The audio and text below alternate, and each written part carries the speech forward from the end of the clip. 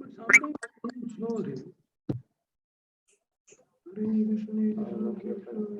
Sometimes it says no internet, as if there's no balance available. It shows 12.3 GB available. है क्या available है? करूँ क्या? जब ऐसा क्यों हो रहा है वो? Why it's happening like this? Connected क्या? Okay. तो ठीक है तो anyway I checked on वो WhatsApp में है Vodafone. So 12.3 it said. So now I'll use the normal one. If it goes away, then I will use this. No. So today was a feast. No, I didn't know that. I was thinking today is Sunday. How you have come?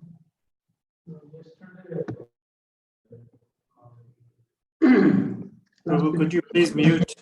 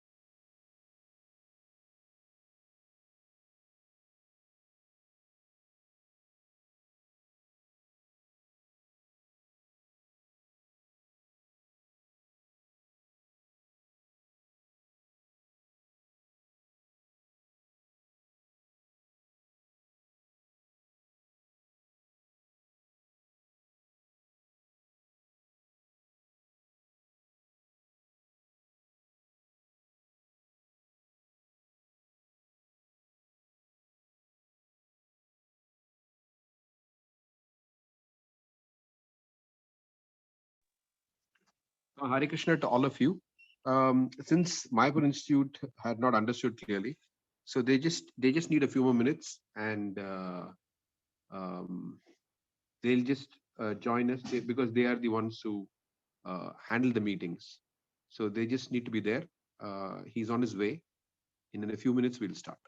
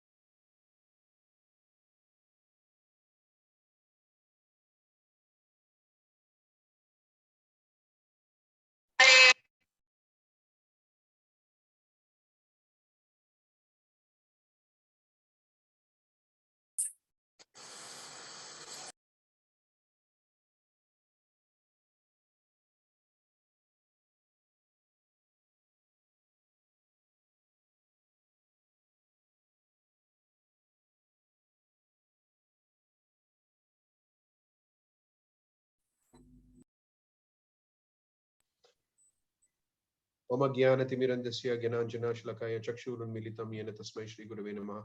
Shri Caitanya Manobishtam Stapitam Yena Bhutale Swayam Rupakadamahim Dadati Swapadantikam. Vandeham Shri Guru Shri Uttapadakamalam Shri Gurun Vaishnavamsya. Sri Rupam Sagra Jatam Sagana Raghunathanvitam Tam Sajivam Sadvaitam Savadutam Parjana Saitam Krishna Chaitanya Devam Sri Radha Krishna Padan Sagana Lalita Shri Vishakanutamsya. Namam Vishnu Padaya Krishna Preshtai Bhutale Srimate Jayapataka Swaminiti Namine Namacharya Padaya Nitaikrapa Pradayane Gorakata Damdaya Nagragramatharine.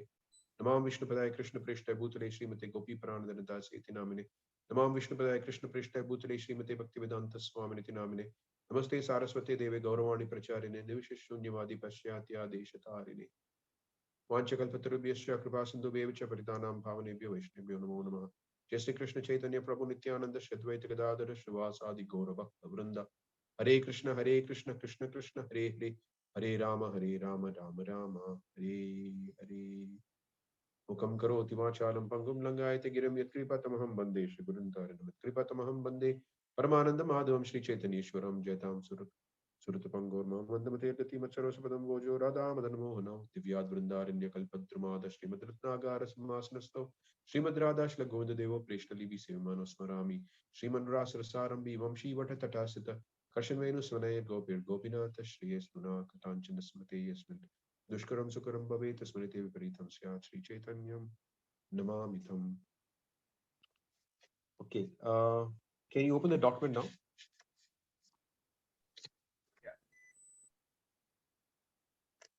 Rudradeep?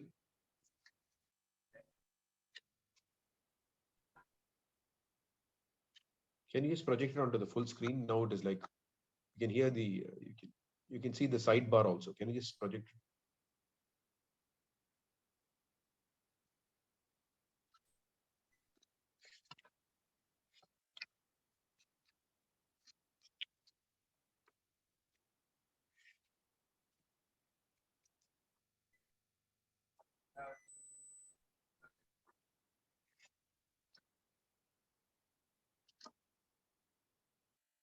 Rudradeep, did you hear me? Can you just project it? Yeah.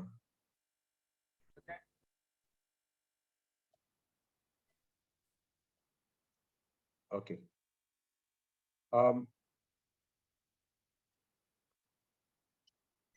So in previous class, we ended with how Prabhupada produced a book called Easy Journey to Other Planets. And for the record, that is the first book that was ever published by Srila Prabhupada. Till then, he had been publishing Back to Godhead. Now he published a book called Easy Journey to Other Planets. And as we saw in last class, in that Easy Journey to Other Planets, Prabhupada used the concept of the discovery of the anti-matter particle. So for the scientists, antimatter is also another form of matter, a matter of a different type, which is opposite in nature in general. That's the understanding. It's opposite to what we know of as matter, but it is not spirit. That is not what the scientists were speaking about. They were talking about some matter which is different from the matter that we know of. That's all. But Prabhupada utilized that opportunity to introduce the fact that if you can conceive of a matter which is different than the matter that we know of, then we can also conceive of something which is totally different from matter. We conceive of a matter which is different from the matter that we know of, then why not conceive of spiritual, which is completely different from both matter and antimatter? So Prabhupada utilized that opportunity to publish the book Easy Journey to Other Planets, because the very idea that there's something different from the matter that we know of is interesting.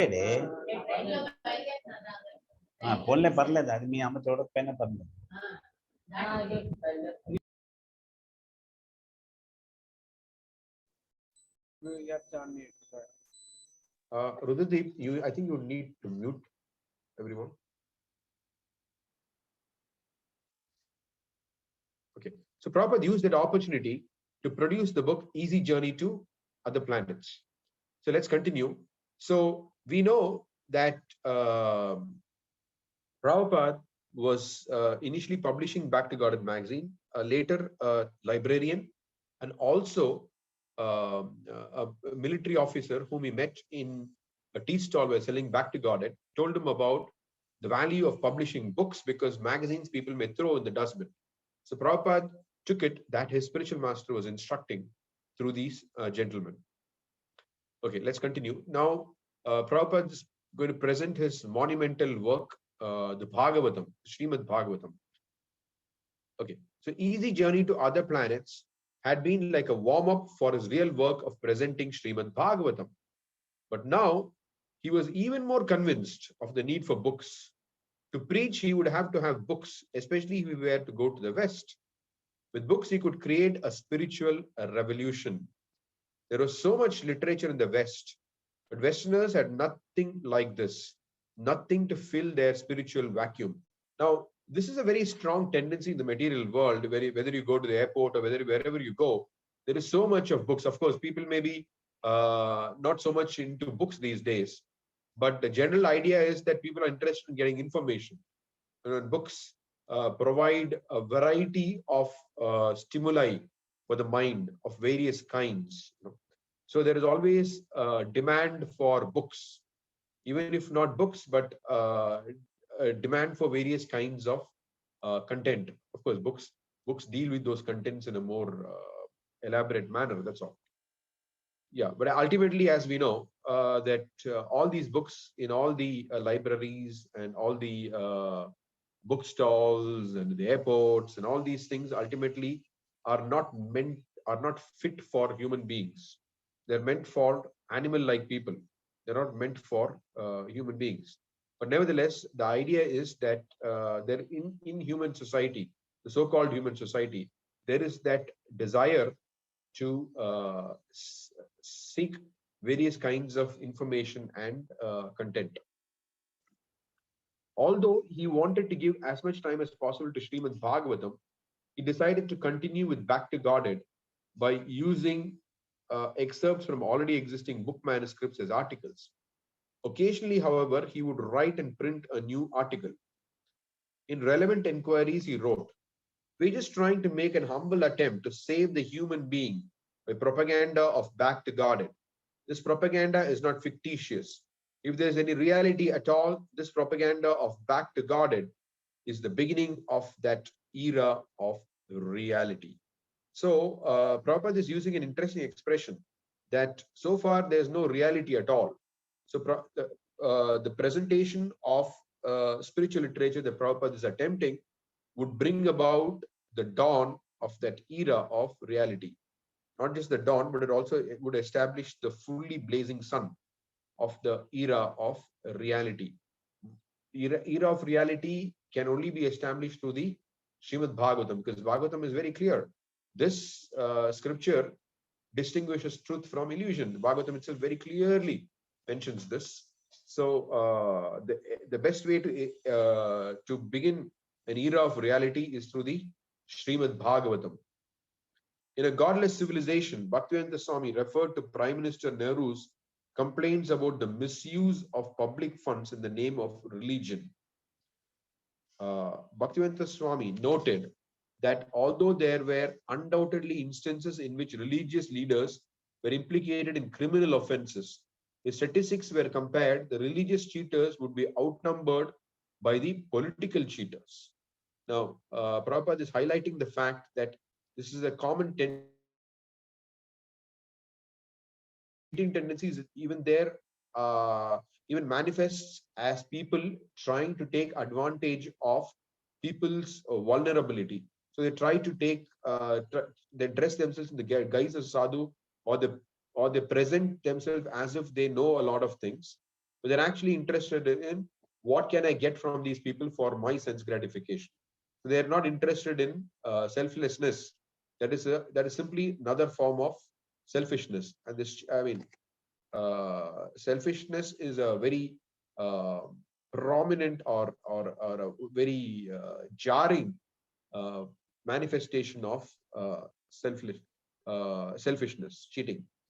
So Prabhupada is making the point that more than what is the use of just criticizing religious cheaters, when political cheaters are much more than the religious cheaters.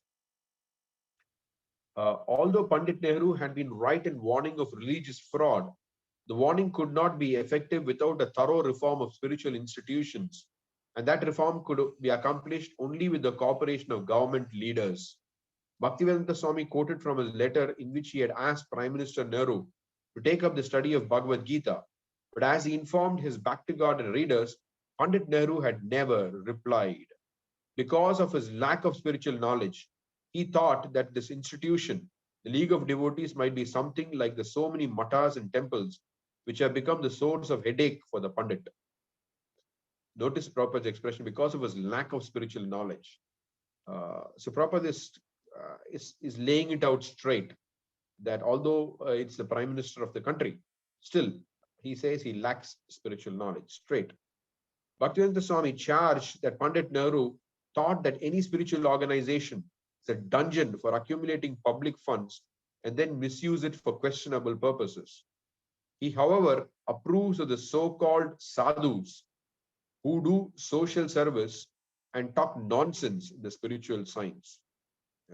So if you notice here, the way Prabhupada is referring to it, he, however, approves of the so-called sadhus who do social service and talk nonsense in the spiritual science.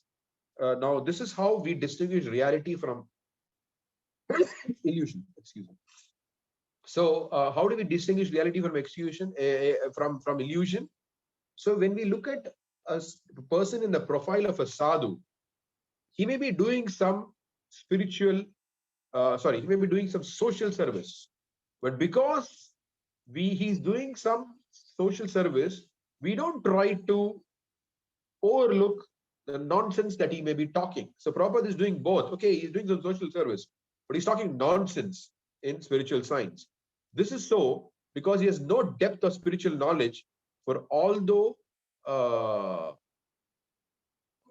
he has no depth of spiritual knowledge for himself, although he is Brahmin and Pandit. Ignorance in spiritual knowledge is the qualification of the Shudras or the laboring class. Now, notice this. Prabhupada is talking about the Prime Minister of the country, and this is how he is presenting it. He, however, approves of so-called sadhus who do social service and talk nonsense in the spiritual science. This is so because he has no depth of spiritual knowledge for himself, although he is a Brahmin and Pandit. So Prabhupada is calling out Pandit Nehru, saying that although he is born a Brahmin, but he has no spiritual knowledge. Ignorance in spiritual knowledge is the qualification of the Shudras or the laboring class, which means that the Shudras are very less intelligent. So the Prime Minister cannot be such a less intelligent person, but which happens to be the case. And Prabhupada is calling out the Prime Minister of India. He requested Pandit Nehru not to be afraid of the word God or Krishna. But we can assure him that there is no such cause of fear because Krishna is everyone's friend and able to render real help to everyone. Bhaktivedanta Swami ended by suggesting that immoral practices were not confined only to the temples of India, but were common to materialistic civilizations all over the world. In particular, he cited the disturbances amongst the youth that were becoming rampant in the 1960s. The best thing will be for the physician to heal himself first, because in godless civilization, while the occupants of the matas and temples have been the cause of headache for the Pandit, the same thing under a different label has become the cause of headache for other European and Asian statesmen. The unburdened youngsters of those countries under the name of teddy boys in England, the rebels without cause in America, and the half-strong in Germany, the leather jackets in Sweden, the children of the sun in Japan, and the style boys in USSR are some of the byproducts of a godless civilization. And that is the root cause of all headache. That requires a thorough treatment. So Prabhupada is saying that instead of just looking at how the occupants of the matas and temples have been the cause of headache, the headaches is caused by other things also. These unburdened youngsters in these countries going by these different names, they are also the cause of headache. And the cause of headache, root cause of all headache is a godless civilization. So, true adherence of God, true adherence to God would mean that both the spiritualists and the others would all would all act according to the codes of God. So that requires a thorough treatment. First of all, set up what are the dharmatu sakshat bhagavat pranitam. Set up whatever are the codes of God that the state, the citizens in the state, the state and the citizens of the state. State means the government. Citizens of the state, they all have to follow the codes of dharma, or or more specifically, they have to follow the codes of the Srimad Bhagavatam. Okay. So Prabhupada, if you notice, like he's talking about the Prime Minister of the country, and Prabhupada is very clear because his method of presentation was that the truth has to be spoken. Sometimes it is said that unpalatable truth should not be spoken. That's a social convention.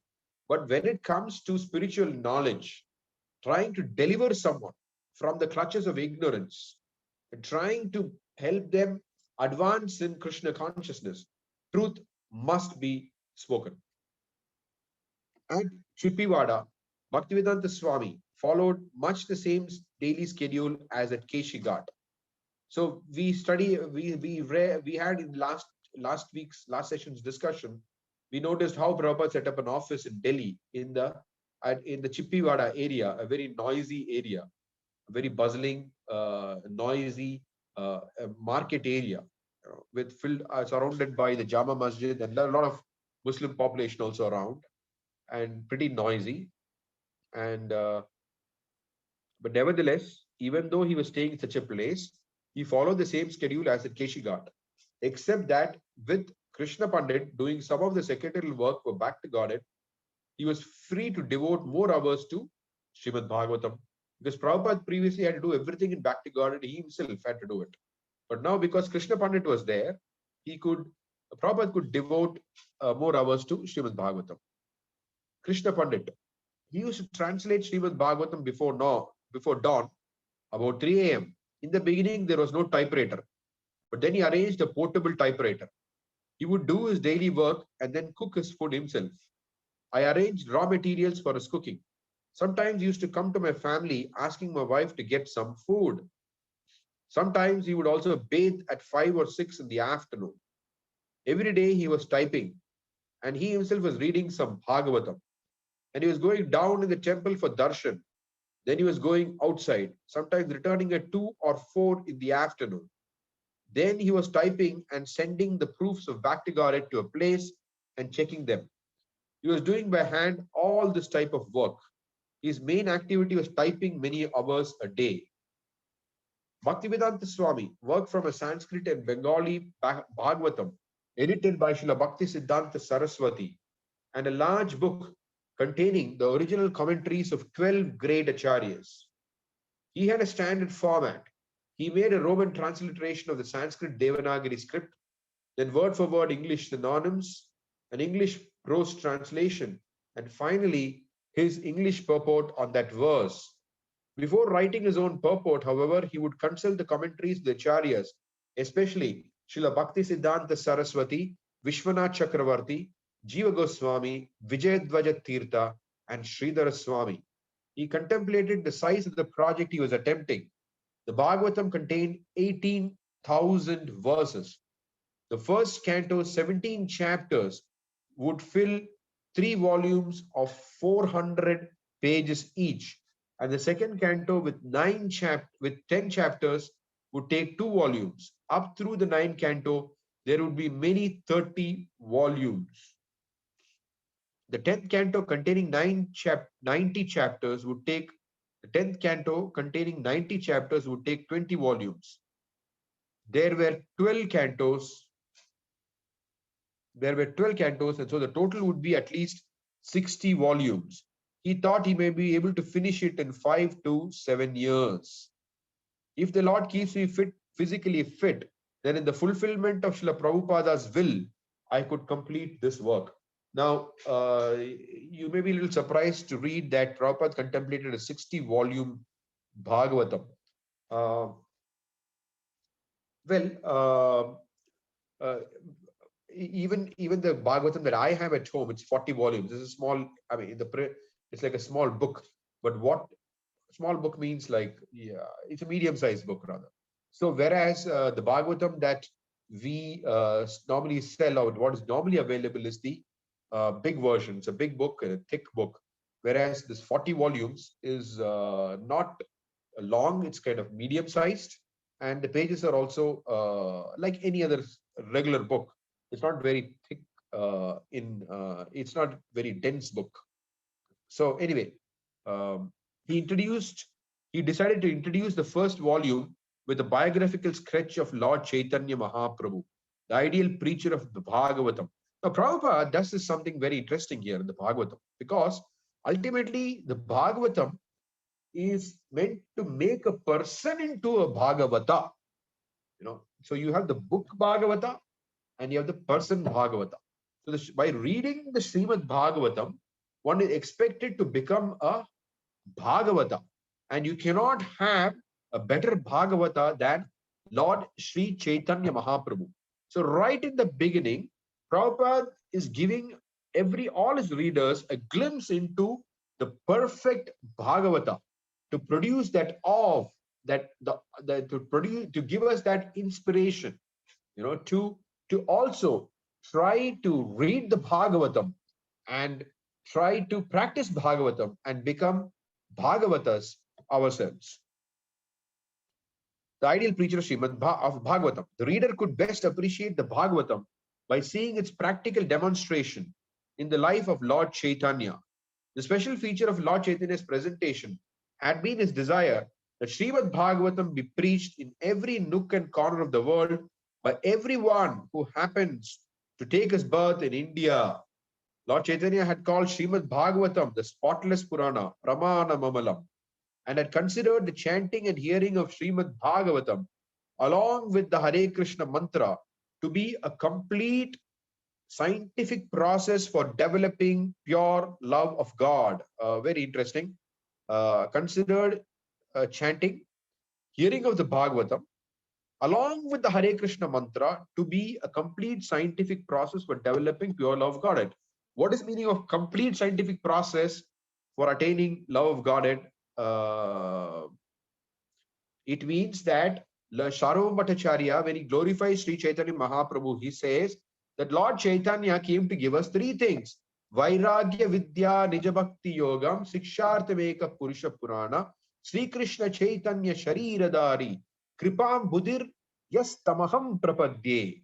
Which means that Sri Chaitanya Mahaprabhu has come to give us three things: Vairagya, Vidya, and Nijabhakti Yoga. So without Vidya, Bhagavat Vidya, we cannot practice Bhakti Yoga properly. Without proper knowledge, one cannot practice Bhakti Yoga properly. And if one does not practice Bhakti Yoga properly, then the effect of Bhakti Yoga, which is our attraction for Krishna, should increase and our attraction for Maya should decrease. So the effect of Bhakti Yoga will not be manifest. So the effect of Bhakti Yoga will be manifest if you practice Bhakti Yoga according to the Vidya, according to the Bhagavad Vidya we gain from Srimad Bhagavatam, the spotless Purana. Okay. Working from Srila Bhaktisiddhanta Saraswati's commentary on Chaitanya Charitamrita and Chaitanya Bhagavata, Bhaktivedanta Swami gave a 50-page synopsis of Lord Chaitanya's life and his Sankirtan movement. He described Lord Chaitanya's divine ecstasies, his philosophical confrontations with leading scholars of the day, and his inauguration of the Sankirtan movement, the congregational chanting of the holy name. Bhaktivedanta Swami especially connected Lord Chaitanya's life and teachings to what he saw as the present crucial time in history. Help for humanity in this momentous hour of need lay in the Vedic literature and especially in Srimad Bhagavatam. Okay. We know that the foreign invaders of India could break down some of the monumental architectural work in India, but they were unable to break up the perfect ideals of human civilization. so far kept hidden within the Sanskrit language of Vedic wisdom.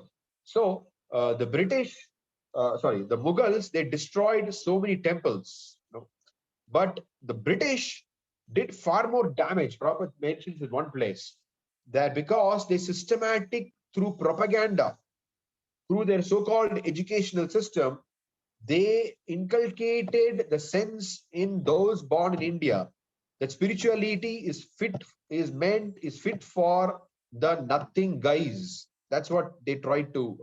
The fit for nothing guys are meant to take to Krishna consciousness or to take to spiritual life or Bhagavad Gita. So while the Mughals broke down the architectural monuments of India, it is the British who broke down Indian culture by introducing ideas that the ways of thinking of those who adhere to scripture are primitive, or I wouldn't say primitive, but whatever, are lesser compared to the ways of thinking of the British or those who are tuned with modern civilization and modern science. The Sanskrit language had protected the secret for thousands of centuries, but now the secret had to be released to the world. As he approached the first verses of Srimad Bhagavatam, Bhaktivedanta Swami became absorbed in the Bhagavatam's purpose. The verses stressed that the Bhagavatam alone could save society from all the evil influences of the age of Kali. Srimad Bhagavatam's recommendation for this age was simply to hear from the pure devotees about the Supreme Personality of Godhead, Krishna. Just give me a minute. I just need to drink some water.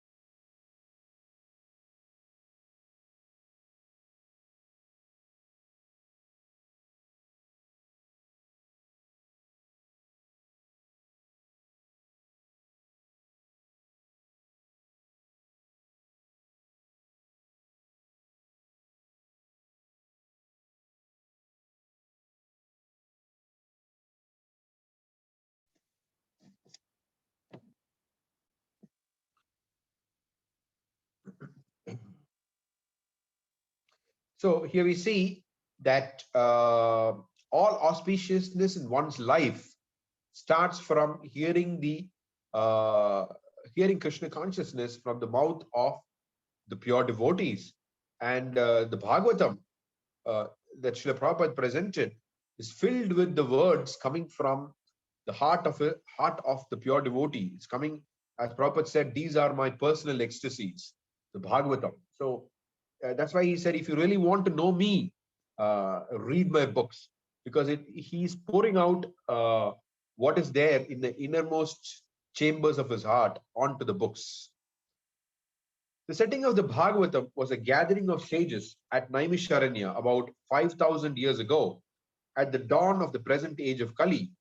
Foreseeing the degradation of humanity, the sages asked the senior member of the assembly, Sutta Goswami, now that Lord Krishna, the shelter of all religious principles, has returned to his spiritual abode, where are religious principles to be found? Sutta's answer was that the epic Srimad Bhagavatam, which is as brilliant as the sun, was a literary incarnation of God and would give direction to persons lost in the dense darkness of Kali Yuga. When the sun is brilliantly shining, there is no question of darkness. There's no question of darkness. So it is mentioned how the Srimad Bhagavatam is as brilliant as the sun, even though we are living in the present age, which is full of quarrel and hypocrisy. The Bhagavatam is as brilliant as the sun.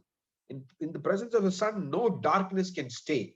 So no matter how strong the darkness of Kali Yuga may be, if we take shelter of the Srimad Bhagavatam will shine our hearts like the sun. It will dissipate the ignorance in our heart. It will dissipate the lamentation. It will dissipate restlessness. It will dissipate grief. It will dissipate all kinds of anxieties. It is as these are all elements of darkness. They're caused due to our identification with matter.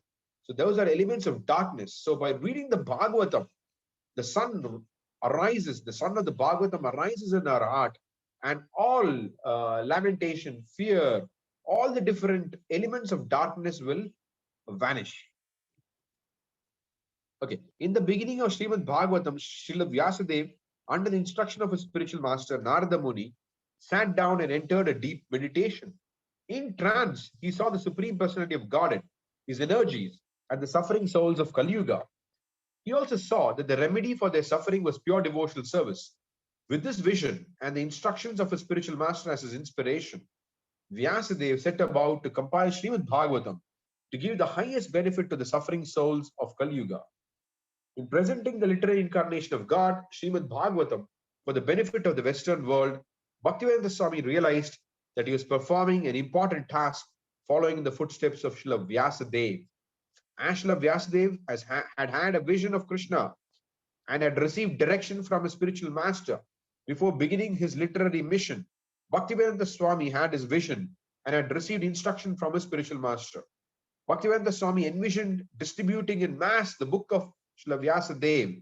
He would not merely translate it, he would personally take it to the West, present it, and teach people in the West through the book and in person how to develop pure love of God. So if you look at that, it is the combination which produces that magic. That is the not just teaching people through a book, but also in person how to develop pure love of God. So if someone sees members of the International Society for Krishna Consciousness, our Srila Prabhupada's family, any family member of Srila Prabhupada, if they see, they should see it, that they are knowledgeable people, knowledgeable in Bhagavad Vidya. And not only knowledgeable in Bhagavad Vidya, they are realized in the Bhagavad Vidya, which means at least they exhibit the knowledge that is gained through Bhagavad Vidya. The Bhagavad Vidya is manifest practically in their lives, in all their activities, in every moment, in every breath of their life. Srila Prabhupada, the Communist Party has become popular simply by distributing their literatures. In Calcutta, the communist agents were inviting friends and reading their literature. The Russians never came to India, but by distributing literature in every language, they got a pretty good number of followers. If it is possible for ordinary, third class, mundane literature, now notice how Prabhupada is talking here.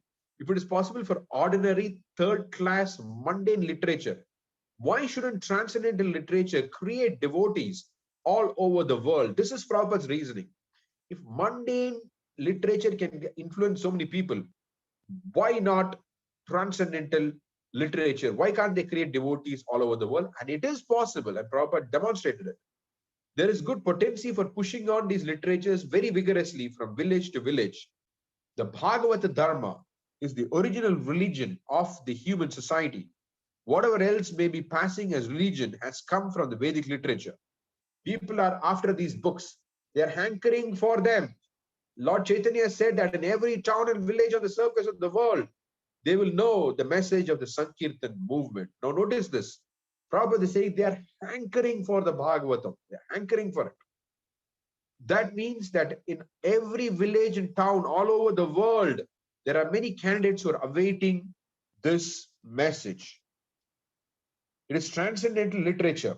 Nobody can challenge it. It is done so nicely without any spot, the spotless Purana. It does not have even a drop of sense gratification or any other interest other than development of pure devotional service. Okay, I think we'll go to the next section.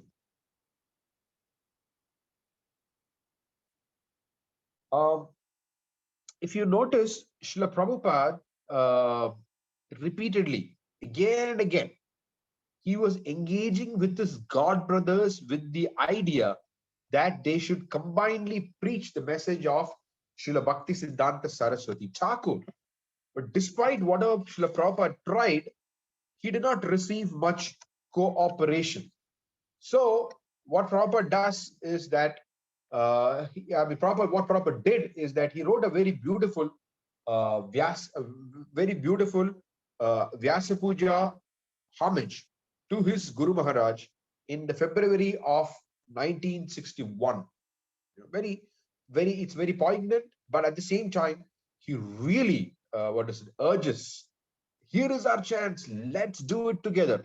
So he's really pushing for that to happen, because although it is very troublesome, Prabhupada could see it, that how things had fragmented and everybody had different ideas. Although Prabhupada could see it, but Prabhupada's mood was, no matter what the burden is to carry out the instruction of Srila Bhaktisiddhanta Saraswati Thakur, he was ever willing to accept it. Whatever be the endeavor that is needed to fulfill the instruction of Srila Bhaktisiddhanta Saraswati Thakur, he was willing to do it. It's called the burden of love. In fact, they don't even consider it as a burden. They consider it as a privilege, the privilege of love. Okay.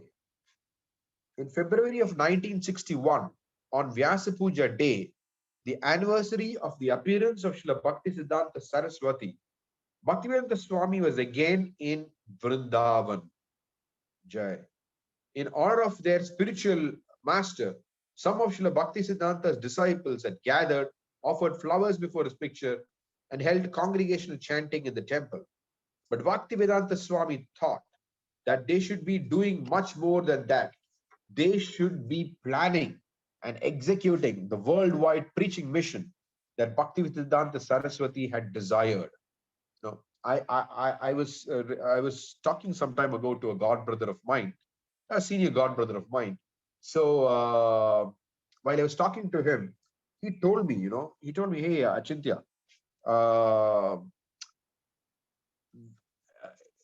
it is very good to hear pastimes of Srila Prabhupada, but it has become like almost resting on the laurels or resting on memories alone. So he told me that he said, I'm concerned when I keep on hearing, okay, this event, Prabhupada said this event, there'll be Prabhupada, pastime will be narrated by senior devotees, Prabhupada disciples. You quite often hear that announcement. He said, I'm concerned about this announcement. Where is the announcement about Prabhupada? Why pastime? Prabhupada present time. He said, who's talking about present time? That is very important, he said. Which means that he was trying to tell me that when we come together, it is not enough to just hear, oh, Prabhupada did all these things. How wonderful. That's not the purpose of the Leelamrita course. The purpose of the Leelamrita course is not, okay, pastimes of Prabhupada, we're just reading it, relishing it. Yes, we can read it, relish it, but what are we doing with it? Are we trying to follow in Srila Prabhupada's footsteps? Are we just relegating it to pastime? Or we're thinking of something, the present time? Are we thinking of the present time? That's the critical element of our Krishna conscious movement. We are a preaching movement. We are not supposed to just sit and read literature, chant Hare Krishna, relish, nice prasadam, and go to sleep, as Prabhupada says. What are we doing for the Krishna conscious movement? What kind of missionary spirit do we have? Do we have the same kind of missionary spirit that Srila Prabhupada had? At least do we have a drop of that spirit? Are you concerned about missionary spirit? That's very important. That's very, very important. And we can see that Prabhupada, you see how he's trying to urge all his god brothers, although they were good by normal standard, they were maintaining their vows, they were chanting, and maintaining ashrams, but Prabhupada is not happy. Because the real thing is that we are Lord Chaitanya's Sankirtan movement, a movement where everybody comes together and chants the holy name. Are we getting the whole world together and chanting the holy names? That is our target, to get the whole world under the banner of Sri Chaitanya Mahaprabhu and sing and dance together. Okay. But Bhaktivedanta Swami thought that they should be doing much more than that. They should be planning and executing the worldwide preaching mission that Bhaktisiddhanta Saraswati had desired. Instead, they were a gathering of independent individuals, each with his own small idea, each maintaining a small center or living at a center but with no world programs, not even a program for India.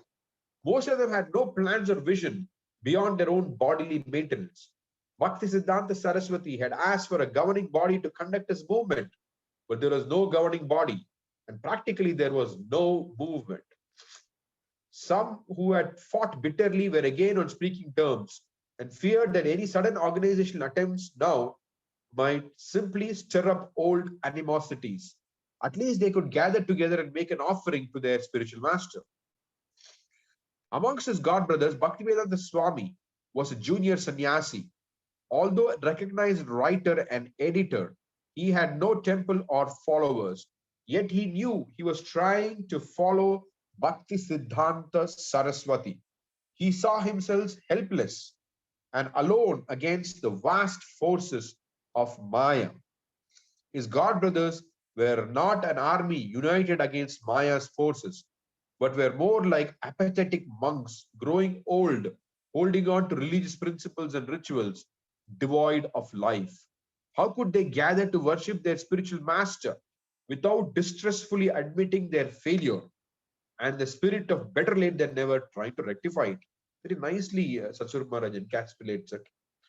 How could they gather to worship their spiritual master without distressfully admitting their failure and in the spirit of better late than never trying to rectify it?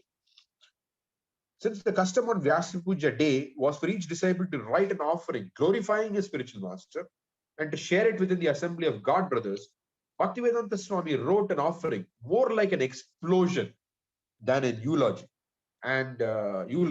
and he humbly placed it before his God brothers for their response. Notice how Prabhupada does it here. Even now, my God brothers, you returned here on the order of our master, and together we engage in this puja. But simply a festival of flowers and fruits does not constitute worship. The one who serves the message of the Guru really worships him. Oh, shame, my dear brothers, aren't you embarrassed? In the manner of businessmen, you increase your disciples. Our master said to preach, let the neophytes remain inside the temples and simply ring the bells. But just take a good look at the terrible situation that has arisen. Everyone has become a sense enjoyer and has given up preaching. From the seas, across the earth, penetrate the universal shell, come together and preach this Krishna consciousness. Notice that. I mean, exploding spirit of Krishna consciousness.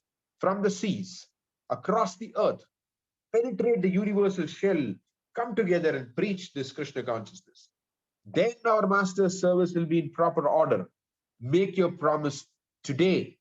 Give up all your politics and diplomacy. Excuse me, just give me one. I mean, I've got some, this thing with, I just need to drink a little bit more water.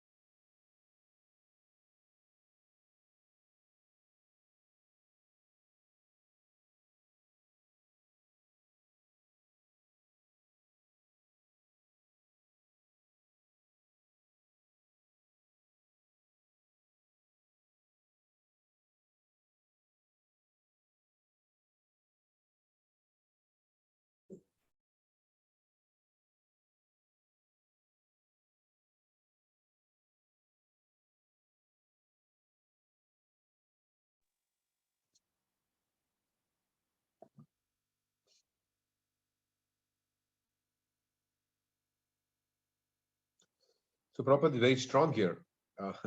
Then our master service will be in proper order. Make your promise today. Give up all your politics and diplomacy. If the disciples of Bhakti Siddhanta Saraswati could join and preach together, there is every chance that they could create a spiritual revolution within the sinful world. That had been the hope of Srila Bhakti Siddhanta Saraswati. And Bhaktivedanta Swami expressed that hope in his Vyasa Puja offering. When will that day come when a temple will be established in every house, in every corner of the world? When will that is Prabhupada's vision. When will that day come when a temple will be established in every house, in every corner of the world? Basically, it is transforming selfishness to selflessness, because the very concept of family means I, me, mine. So if you turn that into a temple, if you turn the house into a temple, then there's no more I, me, mine. It is all Krishna and Krishna's. That's it. So when will the High Court judge be a Vaishnava with Tilaka beautifully decorating his forehead? When will a Vaishnava winning votes be elected president of the land and preaching be spread everywhere? As he read the poem, its truth exploding in the midst of the gathering of aging sannyasis. Some approved and some were incensed. Their meeting, however, took no new direction. They did not sit down together and plan as he had pleaded. Swami Maharaj's poem was taken as another poetic expression or as an opinion. The God brothers were inclined to let the old wounds heal with the passing of time, to go back over the whole thing again and reconstruct the mission as it had been done before, when Srila Bhaktisiddhanta Saraswati had been present, and to attempt all those ambitious programs. How was it possible?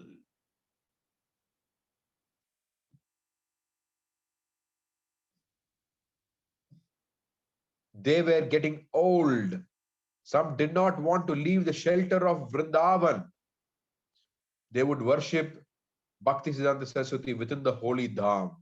If Bhaktivedanta Swami could do something more, let him go ahead and try. Okay, Rudradeep, can you just scroll further ahead? Bhaktivedanta Swami returned to Keshi Ghat thoughtful. For many years, he had been unable to take a leading part in the mission because of family commitments. In 1935, in Bombay, his godbrothers had even asked him to be the president of the mutt there.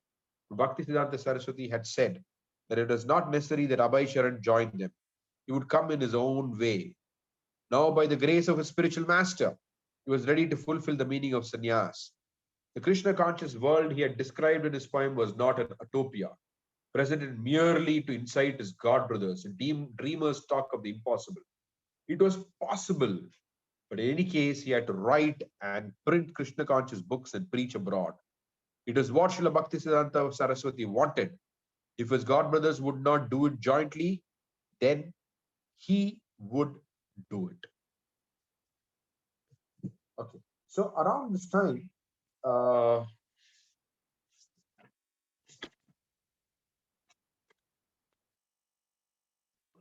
we know that Srila Bhaktisiddhanta Saraswati Thakur's appearance day is usually in the month of February.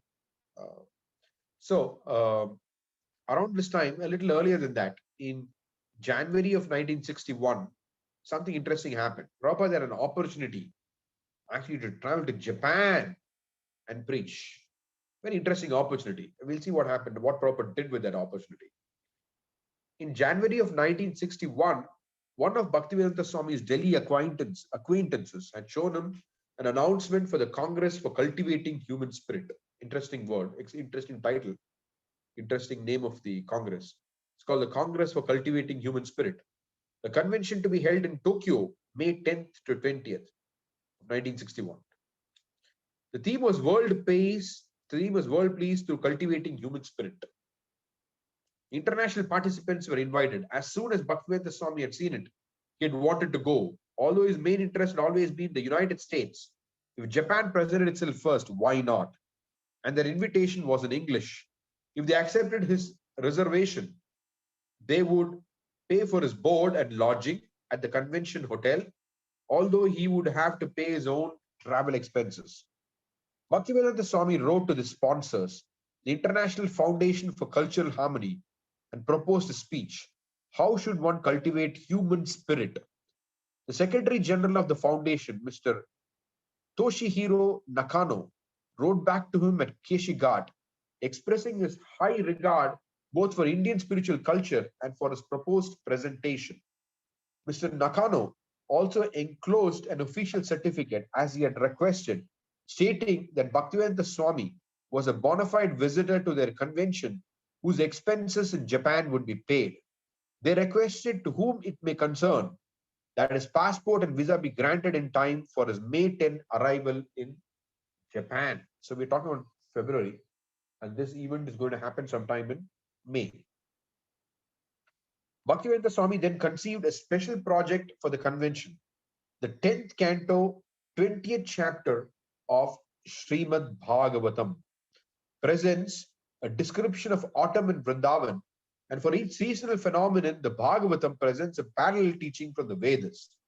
For example, it compares the dark, cloudy evening of the rainy autumn season to the present age of Kali, when the bright stars of Vedic wisdom, the saints and scriptures, are temporarily obscured by a godless civilization. The chapter contains dozens of such examples, and Bhaktivedanta Swami proposed 50 commentaries to accompany 50 illustrations to be displayed at the convention. So Prabhupada had a very usually when if you notice in his books, you can find pictures profusely in his books. Pictures profusely. Prabhupada had that idea of attracting people through paintings. So because he used to call them the windows to the spiritual world. It's a very beautiful expression. Prabhupada used to use that expression, that the paintings are a window to the spiritual world. So here he proposes 50 commentaries with 50 illustrations. For each illustration, there is for each commentary there is for each commentary on different topics there is an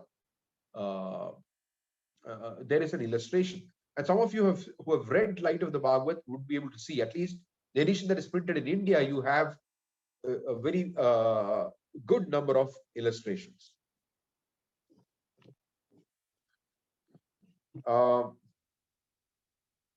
He began preparing the commentaries, which he entitled The Light of Bhagavat.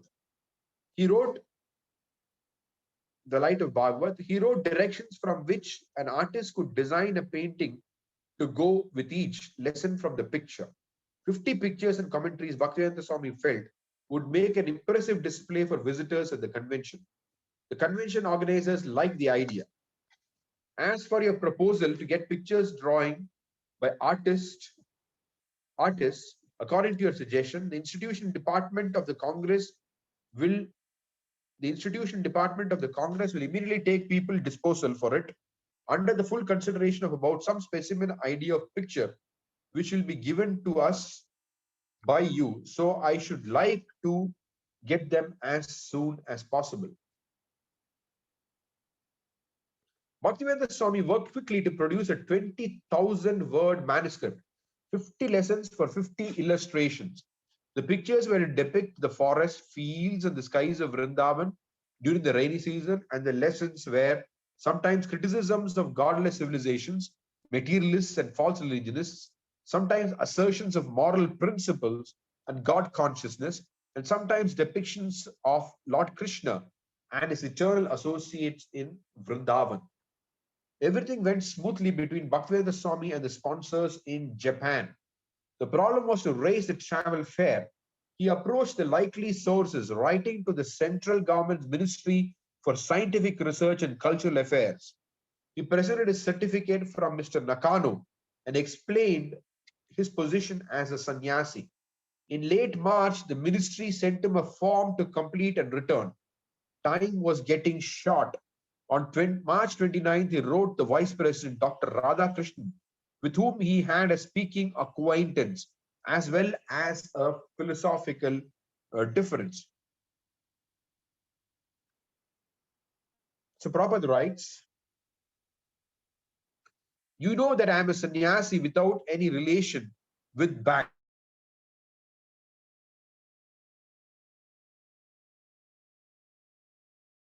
I like my literatures and they want me to be present there. So Prabhupada is writing to, at that time, Dr. Radhakrishnan was India's vice president, and Prabhupada is writing to Dr. Radhakrishnan. You know that I'm a sannyasi without any relation with bank. Neither I am attached with financing neither am I attached with financing institution. But the Japanese organizers have like-minded literatures and they want me to be present there. He pleaded that since the great acharyas of India had formally presented their knowledge for the benefit of the world, the Indian government today should send representatives of the acharyas to deliver the message of Atma, or the human spirit.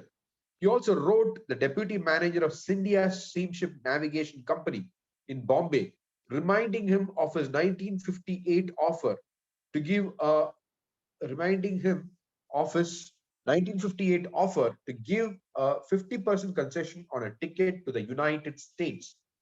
So the deputy manager of the India Steam Navigation had promised to give a 50% commission on a ticket to the United States. So all that was needed was to buy a ticket and you get 50% concession. After explaining his invitation from Mr. Nakano in Japan, Bhaktivedanta Swami pointed out that the full round trip fare to Japan would be less than half the fare to the United States. Now, full round trip fare actually to Japan. So going to Japan and coming back from Japan is still less than half the fare to go to the United States. So that brings into perspective the how economical or how competitive the travel industry is. Okay.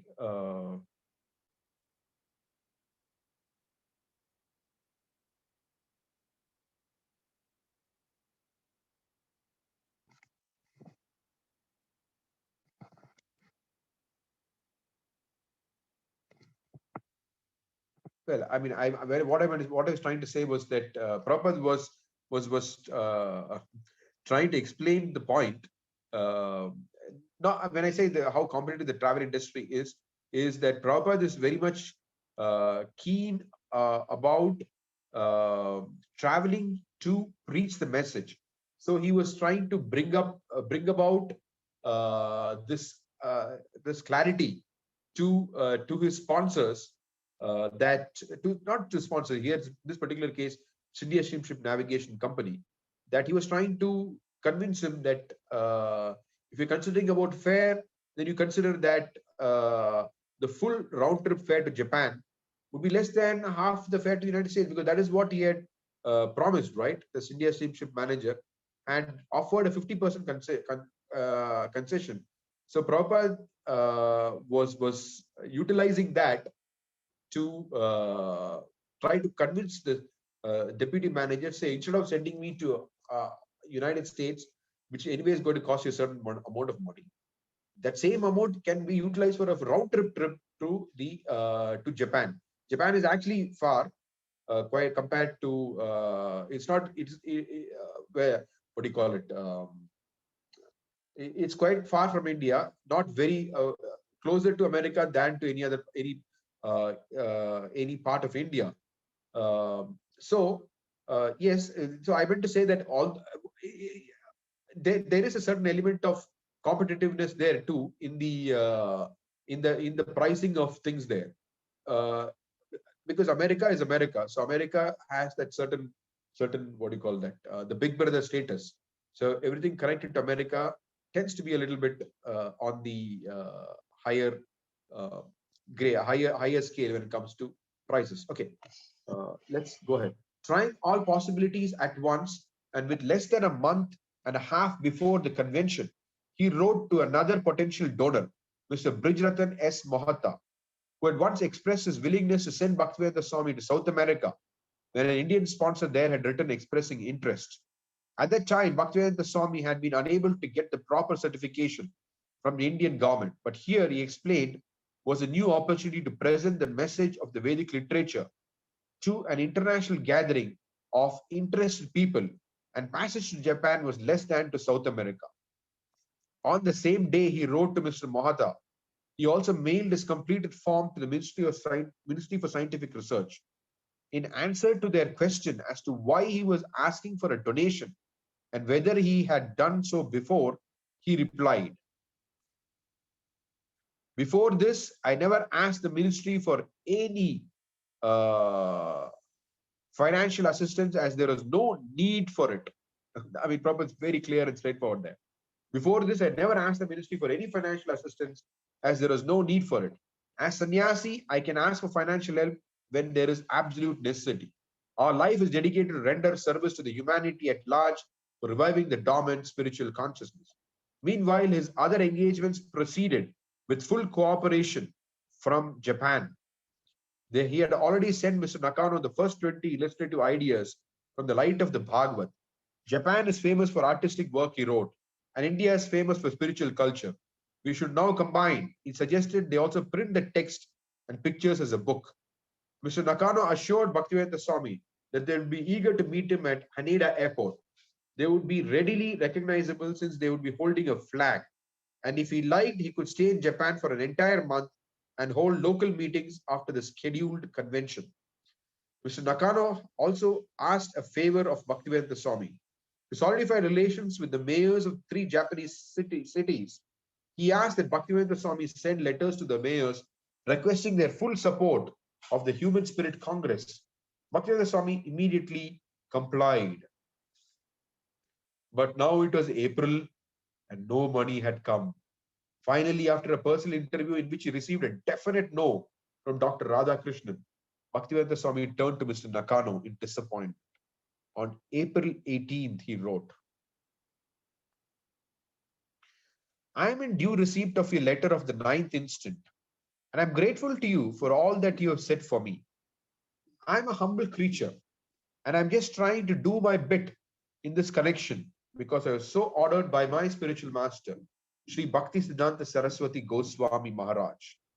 While I'm feeling too much ecstasy for the reception arrangement you're doing for me, I beg to inform you that my passage expenses, which is near about rupees 3,500, is not yet settled. I submitted one application to the Government of India for help, and the copy of my application is also sent herewith. I also wrote a private letter to Dr. S. Radhakrishnan in this connection, and the reply which I have received is also enclosed herewith. All these are not very encouraging for me. I therefore saw the Vice President today personally, but he says the same thing as he has written in his letter. Although the matter is not yet hopeless altogether, I am disturbed in my mind, thinking, what shall I do in case the government denies to help? I am therefore seeking your good advice in this connection. Dr. S. Radhakrishnan said to me that you had also invited him to attend your congress, and he opines that the passage expenses might have been paid by you. The hope and expectation of the Congress is undoubtedly very great, and I wish that I may fully utilize this opportunity for general welfare of the entire human society. I have fully explained my views authoritatively in my statements already sent to you for publication, and the gist idea is expressed in the letter of the mayors, a copy of which is also enclosed.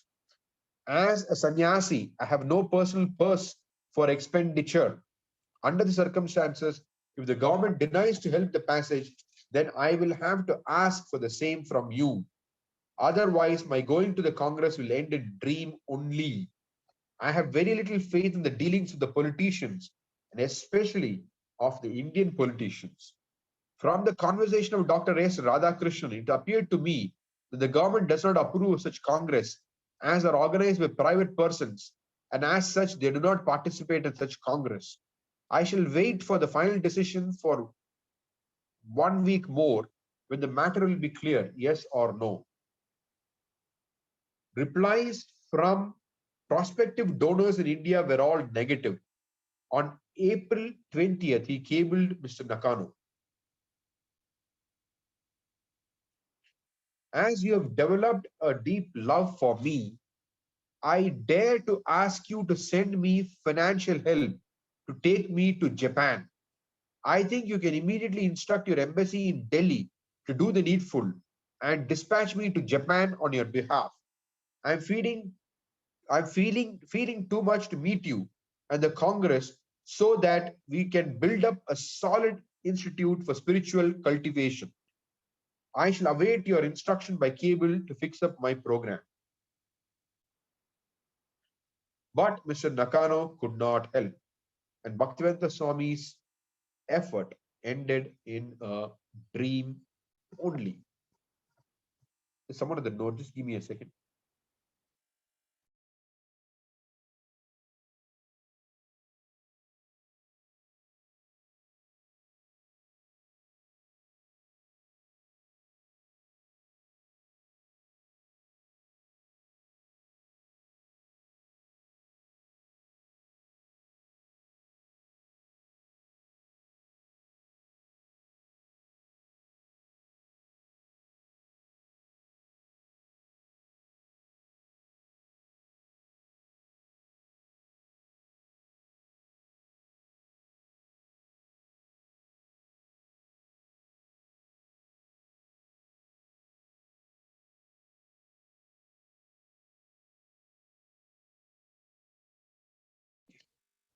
Okay.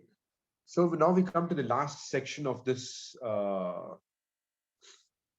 chapter, and I was especially eager to narrate this particular section of this chapter because I was just in Vrindavan for the last week, and I had the fortune to go with Vaisheshika Prabhu to Radha Damodar temple, and it was a very ecstatic experience. And this last paragraph, last section of this chapter is about the Radha Damodar temple. So I hope that some flavor of Radha Damodar may penetrate into this narration. I pray to Sri Sri Radha Damodar. Okay, let's read this section. In July, it's a very beautiful description, Satsuru Maharaj, extremely beautiful. In July 1962, Bhaktivedanta Swami changed his Vrindavan residence from Vamshi Gopalji temple at Keshigat to Radha Damodar temple. So now we're going to witness something very important. Prabhupada making Radha Damodar his permanent place of residence. For 3 years, he had been paying the rent of 5 rupees per month for his Radha Damodar rooms and paying for the extensive repairs. Now the main room had electric lighting and a fan, and the walls had been plastered and painted. The room was 7 feet by 15 feet with smooth plaster walls and a floor of sandstone squares of uneven sizes, the same as a stone tile cemented in front of the Samadhi of Rupa Goswami. The room was furnished with a small low desk, a kusha mat, and a wooden cot with a rope woven surface to lie on. The view was not the panorama he had enjoyed at Keshi Ghat, and the neighborhood was not so secluded. But now, even without moving from his room, he could look into the temple and see a portion of the altar and the 4-foot-high form of Vrindavan Chandra, the black marble Krishna deity Krishnadas Kaviraj had worshipped hundreds of years ago. The main room was connected to the kitchen by a 10-foot-long veranda which faced the courtyard. And from his kitchen, he could see the Samadhi of Rupa Goswami. So the place was superior to his room at the Vamshi Gopalji temple because now he was living in the temple of Jiva Goswami, where great souls like the Goswamis Rupa, Sanatan, Raghunath, and Jiva had all gathered, taken prasadam. Can you imagine that? Can you just imagine that? Rupa Goswami, Sanatan Goswami, Raghunath Das Goswami, Jiva Goswami, all gathering together, taking prasadam together, chanting together and discussing Krishna and Lord Chaitanya Mahaprabhu, and discussing about Lord Chaitanya Mahaprabhu. It was the best place to work on Srimad Bhagavatam. At 1 a.m., when no one else was up and it was very quiet, Bhaktivedanta Swami would wake and begin writing. Since electric failures were not uncommon in Vrindavan, he would often work by lantern light. But in any case, a beam of light would shine out from his room onto the veranda. But inside the room, he worked under its brightness. While he wrote in stillness, sometimes a toad, as dry as the stone floor, would hop out of hiding and across the floor, exiting through the cement lattice work of the opposite wall. Sometimes a tiny mouse would run out from behind the window shutter and hide in another place. Otherwise, the room was complete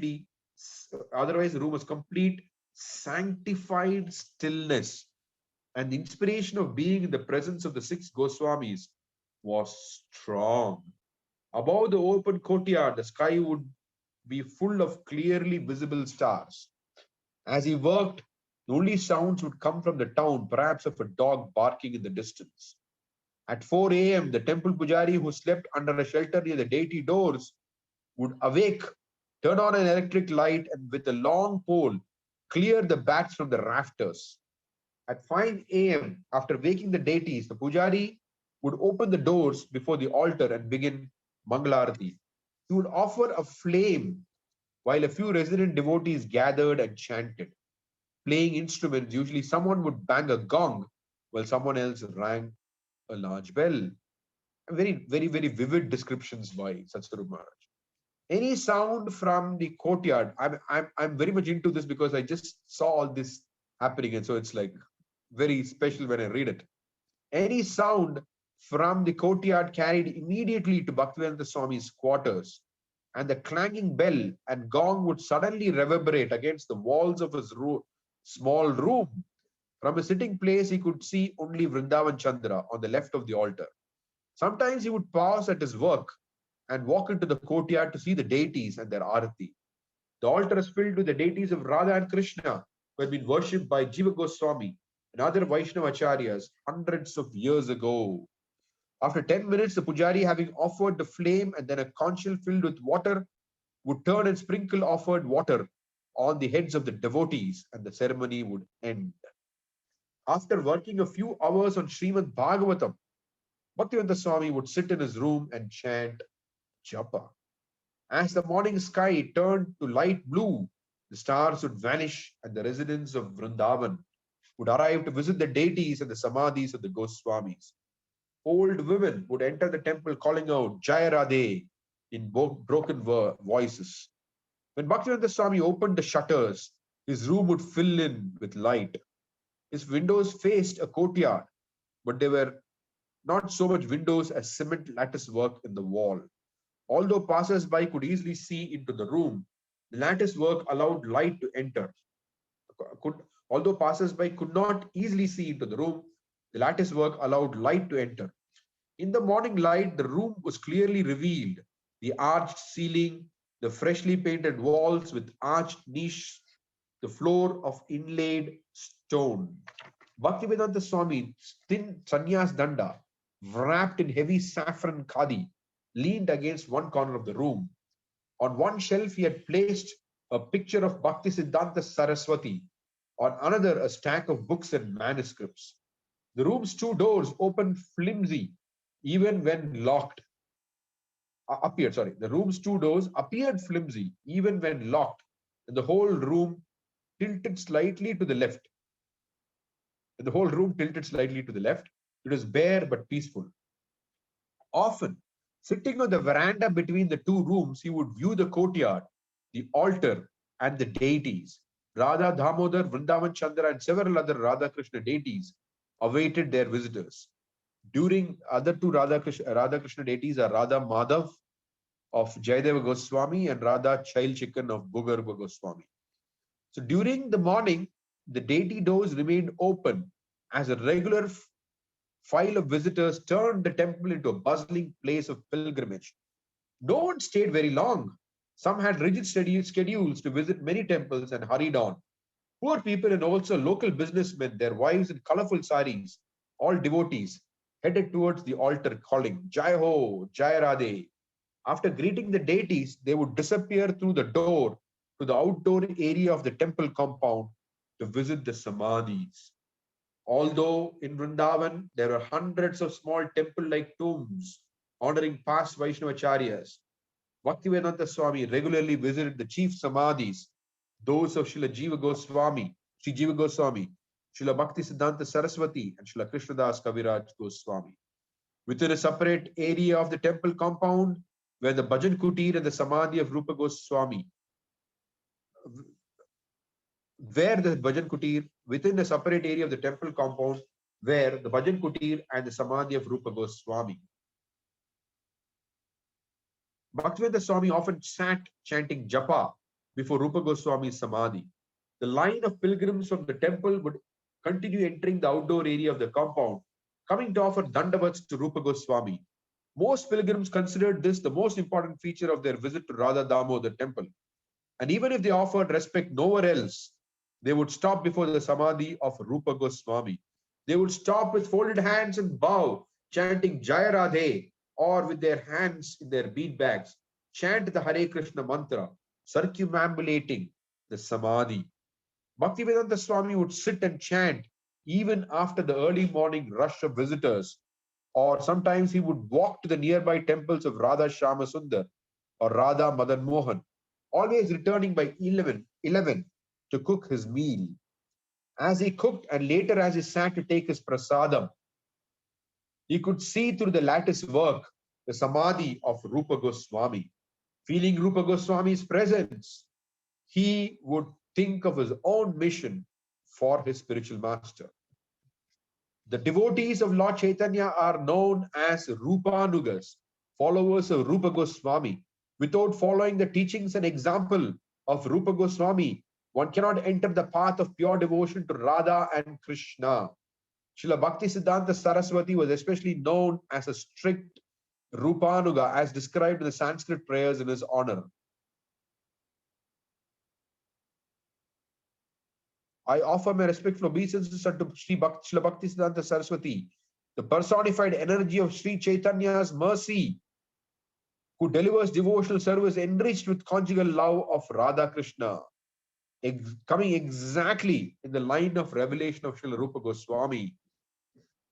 I offer my respectful obeisance unto you, who are the personified teachings of Lord Chaitanya. Notice that. I offer my respectful obeisance unto you, who are the personified teachings of Lord Chaitanya. You are the deliverer of the fallen souls.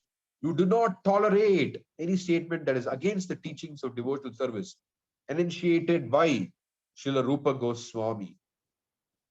Rupanuga Viruddha Apasiddhanta Dvanta Harine. Rupanuga Viruddha, which is against Rupanuga. Viruddha means against Rupanuga, against the teachings of Rupa Goswami. Rupanuga Viruddha Apasiddhanta, false philosophies. Dvanta Harine, he destroys them. That is Srila Bhaktisiddhanta Saraswati. Bhaktivedanta Swami, spiritual master, and the previous spiritual masters in the disciplic succession had wanted the Krishna conscious movement to spread all over the world. And as Bhaktivedanta Swami daily gathered inspiration, sitting before Rupa Goswami's samadhi, he prayed to his spiritual predecessors for guidance. The intimate direction he received from them was an absolute dictation, and no government, no publisher, nor anyone else could shake or diminish it. Please note this. Look at how Satsuma captures it.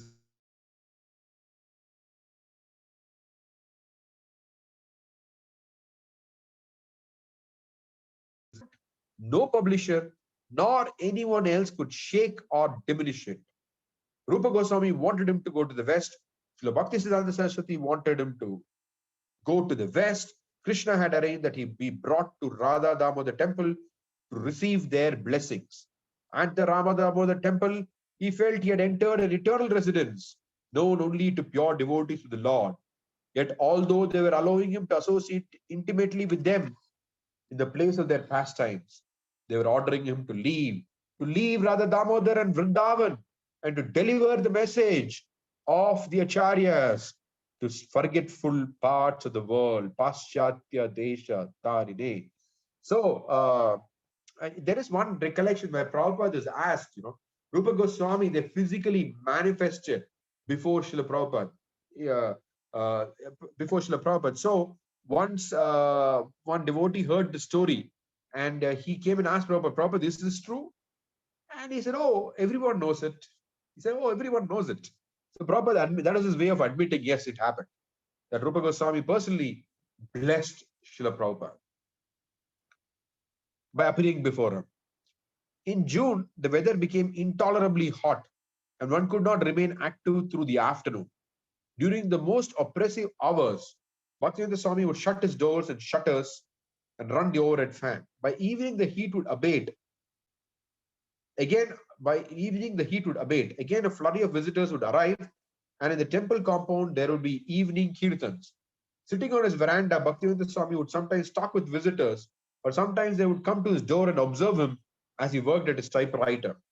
He was known in Vrindavan as a scholar and a sublime devotee, but he kept to himself as much as possible, especially in the summer of 1962, working on Srimad Bhagavatam. That was his real purpose in coming here, to prepare the books he could distribute to the people of the West. Although as yet he had no means for traveling even as far as Japan and no means for printing books, these were the goals for which he worked. He had not come to Vrindavan to die and return to Godhead. Rather, he had come because it is the ideal place to gain spiritual strength for his main life's work. The exact shape of his future mission, Bhaktivedanta Swami did not know, but he did know that he must prepare himself for preaching Srimad Bhagavatam, preaching Srimad Bhagavatam to the English-speaking Western world. He must become a perfectly equipped instrument of his masters, and if they desired, they would send him. Okay, we went a little over time, 8 minutes over time, but anyway, we had some interruption in the beginning, so we started late, so I went a little bit over time. Okay, so we finished that chapter, chapter 10. Next is chapter 11, called The Dream Come True. So if there are any comments, any thoughts, any questions?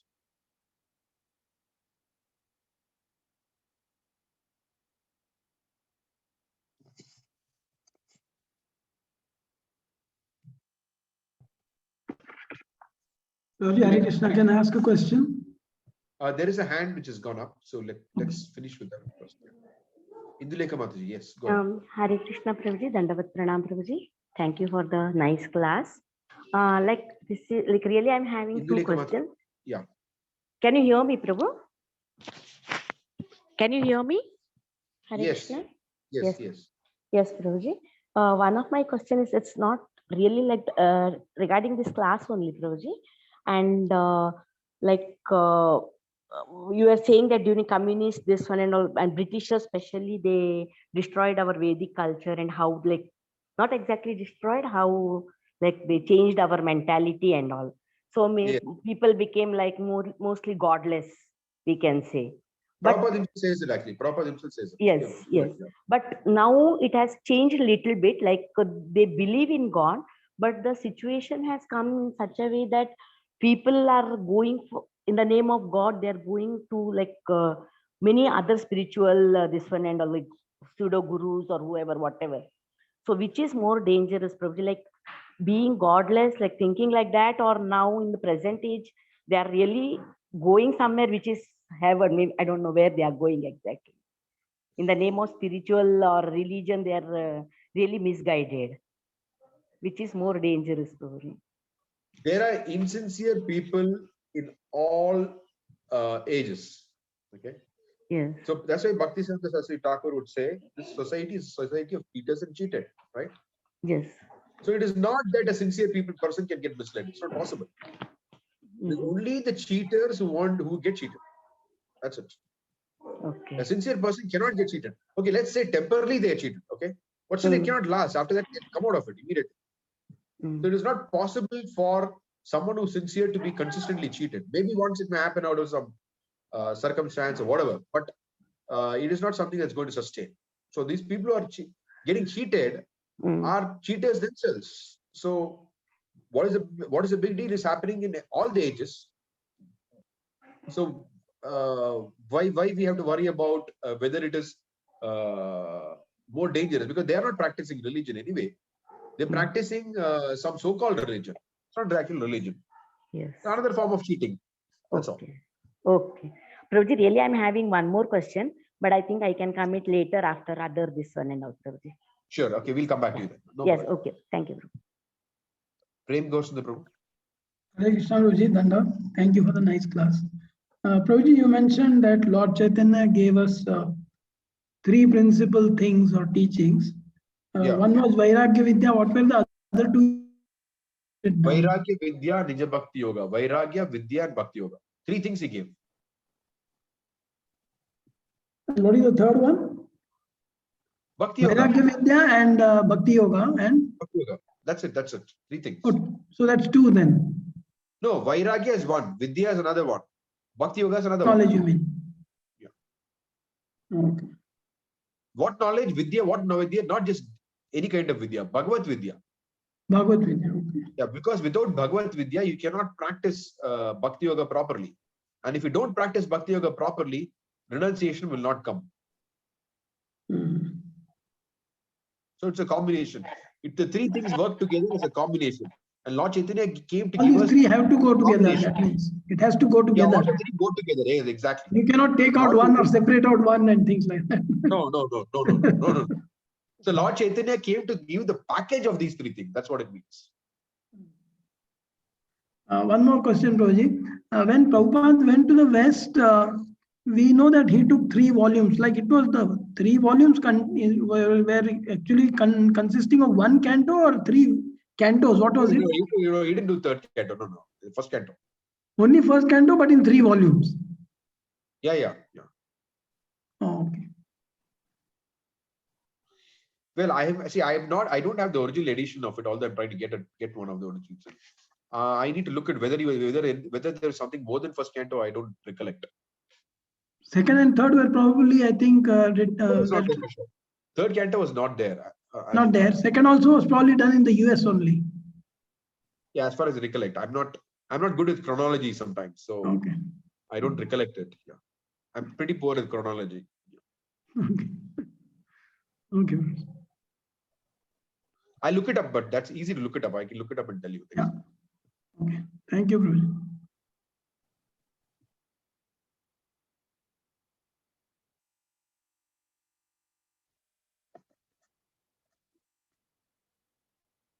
Indulekha Mati, I think you can ask since there are no other hands. Yes, Prabhuji. This is little bit of a personal question also, Prabhuji. Like not related to today's class and all. It is like previous classes. Now, like we have seen that Prabhupada, he tried his best to maintain his family life, to bring his family into Krishna consciousness, all those things. He tried to maintain them. He worked hard for the maintenance of the family, everything. But now I have seen, like it's even my personal experience also, Prabhuji. Like what happens is people, they are coming to Krishna consciousness, they come into ISKCON, but they cannot sustain that or something, and they give this one. They have the family, but they don't want to maintain the family, and they give the excuse that because of the philosophy or because of this one we cannot do that one, but the family is hindrance, and they sometimes leave and go, and there will be a lot of conflicts in the families. So which I have seen personally as well as in other families, many of them like that. So can you just tell why it is happening like that? See, they don't want to, I can understand also because they cannot work outside because of the philosophical, but at the same time they have to work, they have to maintain the family. Now that is what Prabhupada also has shown through his life, that they have to maintain the family also at the same time. Okay. What these devotees are exhibiting is Yes. another form of attachment. Yeah, okay. Because attachment and detachment are two sides of the same coin, actually. Mm-hmm. So what we are supposed to be doing is we're supposed to transcend this attachment and detachment. Of course, we speak of the word detachment, but that has to be understood in a specific context. It is not because of lack of spiritual vision, they're exhibiting so-called detachment. This is not what is the definition of detachment. Okay. Just like that you're not supposed to be what is it, attached. When you say attached, means what? You there's an object that is existing. Okay, you're looking at that object from the perspective of what is in it for me. Okay. Yes. So if the renunciation is also based on the same principle of what is in it for me, that is the same. It's just a different version of the same thing. Actually, both things you're looking at an object. Attachment is okay. If I adopt this, what is in it for me? Okay. If I give up this, what is in it for me? Okay. So that is attachment is if I adopt this, what is in it for me? Detachment is if I give this up, what is in it for me? What is the difference? Both of them are centered around me. What is in it for me? Yes. Yeah. So our philosophy says both of them are wrong. In fact, when we look at an object, when I say object, it could mean people, it could mean anything, any of Krishna's energies. Okay. Yes. So when we look at anything, we are supposed to think, how shall this be engaged in Krishna service? This is our, that is called proper, that is our proper situation. So when we say detachment, we are speaking about, we are not against attachment actually, you know. We are attached to devotees, right? What is wrong in being attached to devotees? Yes. And we are not detached either in the classical sense. We are using things for the service of the Krishna. So we are neither attached in the classical sense, nor are we detached in the classical sense, right? In the conventional or classical sense, the standard understanding of it. So we have to understand that we have to be attached to doing our service for Krishna. Okay. So if Krishna has placed us in a situation where we have to take care of a family, we have to be attached to doing that duty nicely for Krishna. Okay. And in the process of doing that duty nicely for Krishna, we should be devoid of the desire to gain something from it for us personally, you know. So what is the duty we are supposed to do? Let's say husband is supposed to take care of the wife and the children. So he's not supposed to think that how shall my wife serve me very nicely, you know. So of course, I mean, most people think like this. I'm not saying they don't think, but my point is it has to gradually shift. The consciousness has to slowly shift from that. It may begin like that. Yes. But our philosophy teaches very clearly that this is not how we're supposed to look at things.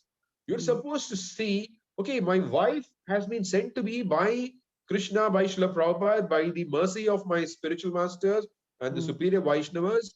She has been sent to me to assist me in my devotional service. I'm just saying wife, it could be an husband. Just give a simple example here. Okay? So, yeah, it has been sent to me to assist me in my spiritual life. You know?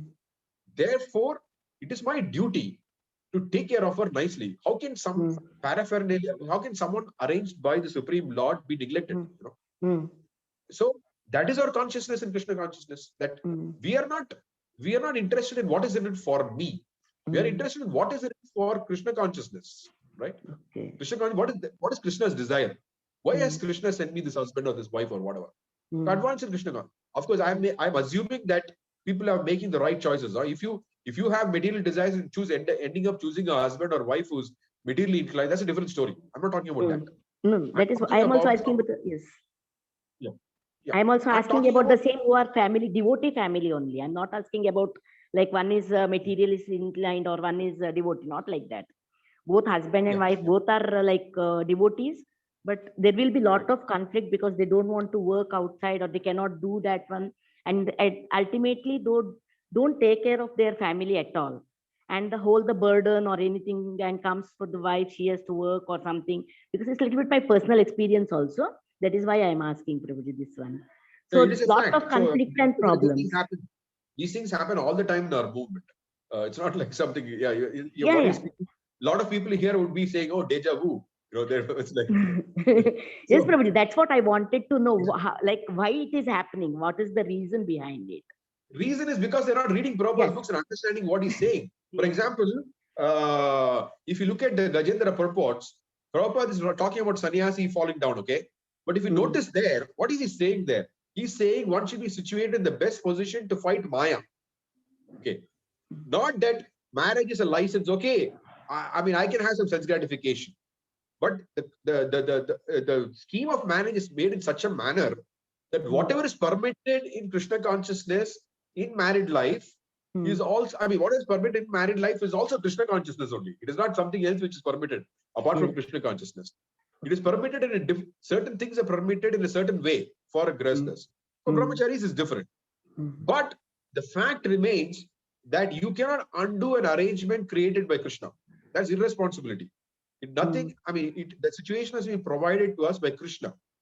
So without accepting it, first of all, we're not going to make any progress. I mean, one is going to become frustrated with that. First of all, one has to learn to accept this is Krishna's will. So how shall I serve my husband, or how shall I serve my wife? How shall I serve my children? To make them all Krishna conscious. That spirit of selflessness is what is important there. That, okay, because one knows that just like when you go out to preach, right? Why are we interested in preaching? Are we just, I mean, are we interested in preaching when we experience, I mean, like, are we suffering by going out to preach? No, it is a very interesting experience. When you distribute a book, when you do some things for preaching Krishna consciousness, it is a very satisfying experience. You are extending Krishna to others, right?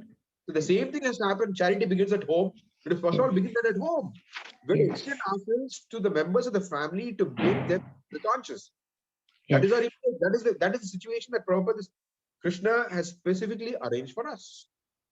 So this thing about considering the husband is Maya or wife is Maya, children are Maya, these are all some materialistic conceptions of spiritual life. This is not rather these are misconceptions of Lord Chaitanya Mahaprabhu's teachings. So Lord Chaitanya Mahaprabhu is saying, or whenever the Bhagavatam speaks about family life being like a blind well and all that, it means that the tendency for our personal sense gratification is so strong that unless we are really properly situated in Krishna conscious, we'll always have the tendency to use our situation for our sense gratification. In that sense, it is dangerous. Yes. In that sense, it is dangerous. But if you look at Kardama Muni's story, Kardama Muni performs severe austerity, right? Finally gets married. Yes. And when he gets married, he is not saying, oh my God, I fell down now and oh, what a situation I am in. Somehow let me just get out. I mean, just let me do something and get out of it. That's not how he's thinking, right? Yes. He does everything properly in a planned manner, in a very Krishna conscious manner, and he exits also. Yes. So he is involved in this married life. He's not, because that's a situation that he has gotten into. So he has to be involved. Whatever situation that we get into, we have to be involved. We cannot be not involved in a situation in which Krishna has placed us. Yes, Prabhuji. Thank you very much, Prabhuji, for this insight. Very much. It's really helpful, Prabhuji. Thank you very much. And one more thing is that people think that when Krishna is speaking about detachment, detachment is not applicable to family life. Detachment is very applicable to family life. I mean, if understood properly, the detachment actually means, I don't know if I've said this in this proper Leelamrita session, but I often give this example. I had a student in my class in the international school in Mayapur. I used to teach before at the international school. So I had a student there. And she was the brightest among all the students. Of course, all the students were bright, but she's Japanese, by the way. So she's got the Japanese genes. Her whole family members are all PhDs and all that. So she's got that thing, the chip in her system. So, however, the Cambridge method of testing is that it's purely conceptual testing. It's almost like an open book examination. So what is most important in a Cambridge examination is the concepts. You can't do anything like, not like the Indian exams where you just study, wrote, and just produce something and get some marks. It doesn't work like that. You have to really know conceptually what you're writing. And the most important element in that is to be calm and have presence of mind, So she actually messed up her final, she got what is it? She got I think she got an A, but others got an A star. It is 10th grade as far as I remember. Anyway. So other students who were during the whole year, they were not scoring above her, but this time somehow or other they got better grade than her. So I asked her, what happened? Did something go wrong in your examination? She said, yes, I was very tense during the exam, so I couldn't think properly. So this is what is Krishna trying to teach us, that if we start thinking in terms of how I shall benefit from this, then one will mess up. But if one is detached from it, right? Okay, there's an examination. I'm just going to write in the examination very well. Then one will be able to do it very well, right? So one should be detached from the consciousness of what is in it for me. How can I benefit from this? If one is detached from that, one is able to give oneself more to others. So therefore, detachment is very necessary in Grihastha life, because if you're not detached from the idea that I need these people are arranged for my sense gratification, unless one is detached from the idea, one will not be able to genuinely love. So detachment is a necessary factor for love. Detachment means the idea, what is in it for me? How shall I make best use of the situation to get this concession, to get that, get this happiness, that happiness? We're only thinking in terms, how can I get happiness from family life for myself?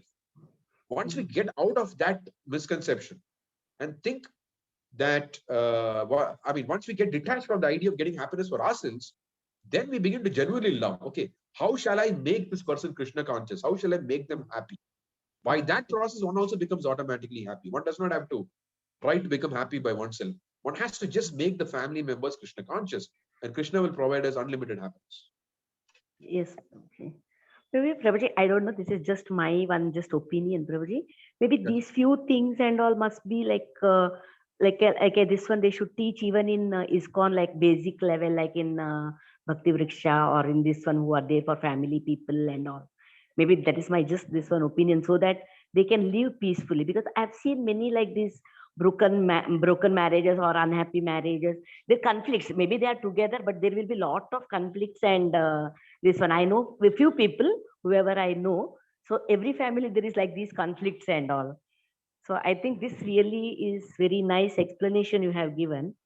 So I think that should be like given in every like root level when inside somebody enters Grihastha life or something, so that they can live very happily and nicely in Krishna consciously. Anyway, generally we wish everyone has a Krishna conscious happy married life, but generally it doesn't happen. There will be always conflicts. I mean, it's a good point that you're making, that it definitely needs to be taught.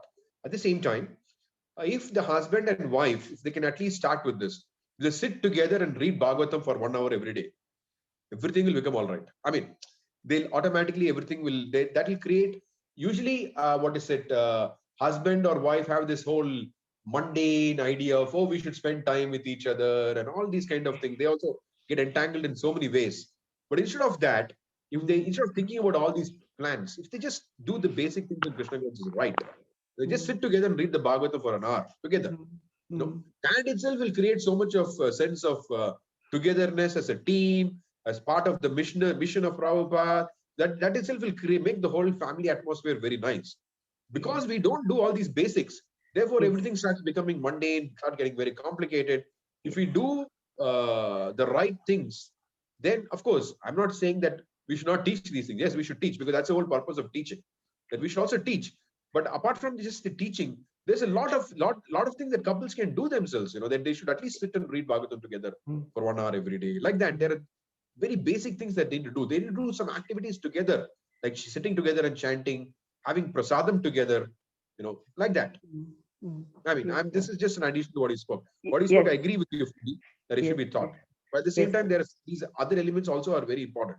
Yes, Prabhuji. And one more thing, I saw that one, Prabhuji, generally in husband and wife or like that, but they don't give like, if you have any doubt, they don't want to explain you or the philosophy, what is regarding that one and all.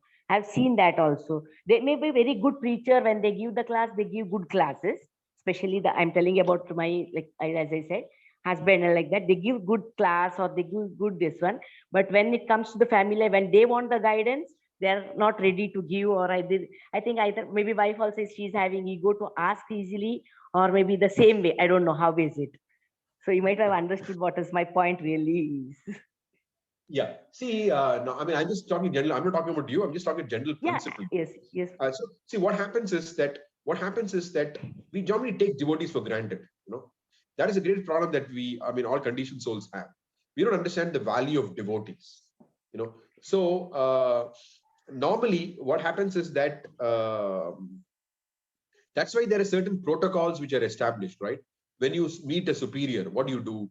You offer them obeisances, you talk sweetly, talk nicely. So it creates a favorable environment for reciprocate, for exchange of knowledge and information. Okay? So similarly, that's why traditionally speaking, I'm not saying, please don't, I'm not referring to you, I'm just talking the general principle here. Yes, so that's why traditionally, the husbands were much more, were elder than their wives. They were spiritually more advanced, and they were also followers of their gurus. It's not that husband is an entity by himself, independent entity. That's another problem that we face today. Husbands want their wives to be submissive, but then they don't listen to anybody else also. But they don't listen to anyone. They expect their wife to listen to them. It doesn't work like that.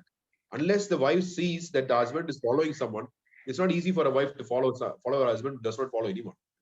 So anyway, the point I'm trying to make is the general principle of Vaishnava exchange is that first of all, you are supposed to take help from your superior, and when someone who's your dependent asks you for help, the whole atmosphere becomes very favorable if things are asked in a proper pleasing manner. You know, I'm not saying you're not asking in a pleasing manner, but I'm just saying just try to look at all these principles involved in an interaction, because normally when you give class, okay, because I'm giving a class now, all of you are very nicely asking me a question. So it may be very easy for me to answer this question, but of course I do extend myself beyond this.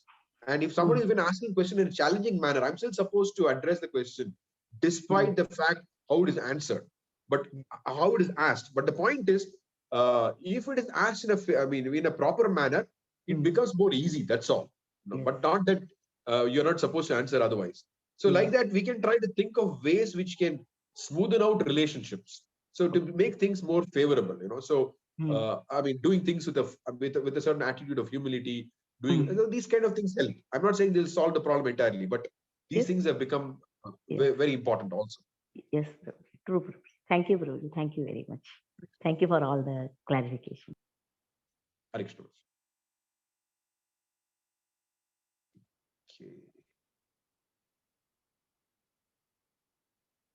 Okay, Kalyani Radhika Mataji has said that yes, only Canto 1, 3 volumes of that, they were boarded at Cochin.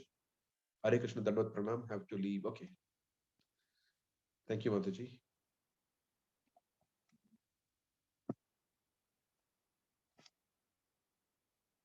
Any other thoughts? We are slightly over time, but those who want to leave can leave. But if you have any other questions, I'm available.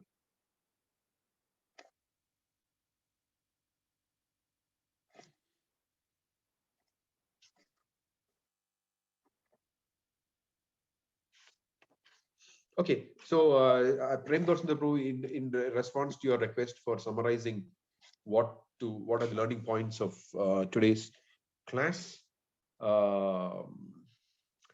Srimad Bhagavatam is attractive to all classes of men. So if communist literatures can be attractive, why not something like Bhagavatam? Prabhupada had that faith, and he presented the Bhagavatam also with that faith, because it's a fact. It is a fact. Because Prabhupada says in one place in the Bhagavatam, he says, Srimad Bhagavatam is the transcendental urge of the soul. Is the urge of the soul. Of course, that urge is awakened by the mercy of a pure devotee. That's there. But once one touches a pure devotee, somewhere, directly, indirectly, someone once it comes into, then the urge of the soul begins to manifest. And Srimad Bhagavatam is the urge of the soul, Prabhupada says. So this is our literature. In fact, for the Gaudiya Vaishnavas, when they ask, what is your book? Like the Christians, they say Bible and whatever, right? So when Gaudiya Vaishnava, what is your book? We have to immediately say Bhagavatam. This is our, of course, it's not that Bhagavad Gita and others are not important, but then the Srimad Bhagavatam is the book of the Gaudiya Vaishnavas, according to Sri Caitanya Mahaprabhu himself. And so that's one thing. And the other thing is that you see how Prabhupada, that whole Japan thing, if you look at it, Prabhupada makes so much effort he makes. Still it fails. Okay, Prabhupada says, okay, what to do? So you don't find Prabhupada, of course, he writes things like it is disappointing and all that. That is just, I don't know how to put it. It's not like the disappointment that conditioned souls in this material world experience. Because the moment a conditioned soul is disappointed, their activity becomes affected. They slacken, they're disoriented. But Prabhupada is not like that. This is an internal sentiment of not being able to fulfill the mission of a spiritual master. It is a purely internal spiritual sentiment of not being able to fulfill the instruction of a spiritual master. It is not a lamentation as conditioned souls experience. That's why Prabhupada, the more it happens, the more determined he gets. You can see that each time it happens, he's more determined. Like despite all the failures that happened with his God brothers till this point, still he's writing a Vyas Puja offering, trying to ask all of them to get together. He's never giving up. He's never he gives up. So he's always getting more and more determined. I should execute the instructions of my spiritual master at any cost. He's really determined about that. And finally, the last thing is about what to say. It's just meant for relishing the beautiful atmosphere of Radha Damodar temple. It's like it is. Prabhupada calls it the hub of the wheel of the spiritual world. It's like this is the center, and when one is there, one just. I remember. let me use this opportunity to tell you a nice story. When I was in Vrindavan, I encountered somebody very interesting. He came to India. He's from New York, originally Korean, but he was brought up in New York. He's an American citizen though. So he came to India searching for spiritual life, and he went first down to South India, and he met the Hugging Saint. Then he met Sadhguru, and somehow he was not convinced with anyone. Then we went to Rishikesh, and then Rishikesh, someone told him, "Why don't you go to Mathura?" Then he reached Mathura. So when he reached Mathura, this was March 2020. So then the Mathura residents told him that Modi is going to announce lockdown soon. Better don't be in Mathura. You're going to be really stuck. Why don't you go to Vrindavan? Because there you have a lot of Westerners. So he came to Vrindavan. And when he came to Vrindavan, no guest was willing to offer him a room because of the fact that he has a Korean descent and also Corona. So people are worried about foreigners, and that too, especially someone with features that look like Chinese, all that. So they flatly refused him any room. He didn't get a room in any hotel. So then he was walking to the police station to request help from the police to get a room. And then he met a devotee on the way. And the devotee started asking him, "Where are you? What are you?" or something. And then he said, "Why don't you come over and stay with me?" And then he offered him accommodation, and he stayed. And so this devotee taught him the process of devotional service. And this devotee was telling me that I'm talking to the Korean devotee or the American devotee. So he was telling me that he did not. He found that really exactly what he was searching for. And finally, when the lockdown lifted, the first time the lockdown lifted, they told him, "Why don't you go to Mayapur and do Bhakti Shastri?" So he came to Mayapur. I mean, although I was in Mayapur, I remember seeing him a couple of times, but I didn't know anything about him. He stayed there for 11 months, did a Bhakti Shastri, and came back to Vrindavan. So now he's 2 years in Vrindavan. Now he's chanted 16 rounds. He studies, and I mean, he's very properly fixed up in Krishna consciousness. And he was coming to Vaisheshika Prabhu's classes, so I used to meet him every day. And what is it? So 2 days ago, in fact, yesterday morning, sorry, we went to the Radha Damodar temple to chant in front of Rupa Goswami's Samadhi. So he was sitting and chanting there, and he said, "Prabhu, I just chanted 2 rounds here, but this feels like this kind of, I mean, focus, this kind of feeling when you chant. I didn't get this anywhere else." They said, "This was such a wonderful place." I said, "Yes, Prabhupada says this. This is Rupa Goswami Samadhi. This is our leader.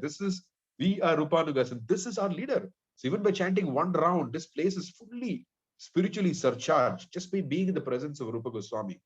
Once Krishna consciousness, one advances in Krishna consciousness exponentially. Okay. On that note, I would like to stop today's session. Raji, I thought just 2 more points you made. I felt they are important. One is you said that on the material platform, when you talk the truth, it should be palatable, but not so on the spiritual platform. I think that was a very important point you made. At least it struck me a lot, On the spiritual side, you have to be very, very straightforward and bold and tell the truth, whether it's palatable or not. Yeah. See, how you present the truth is a matter of detail. But the truth has to be presented without obscuring, without presenting in a manner that can provide multiple interpretations. We have to distinguish reality from illusion. This is what the Bhagavatam teaches. This is what the Bhagavatas are supposed to also explain.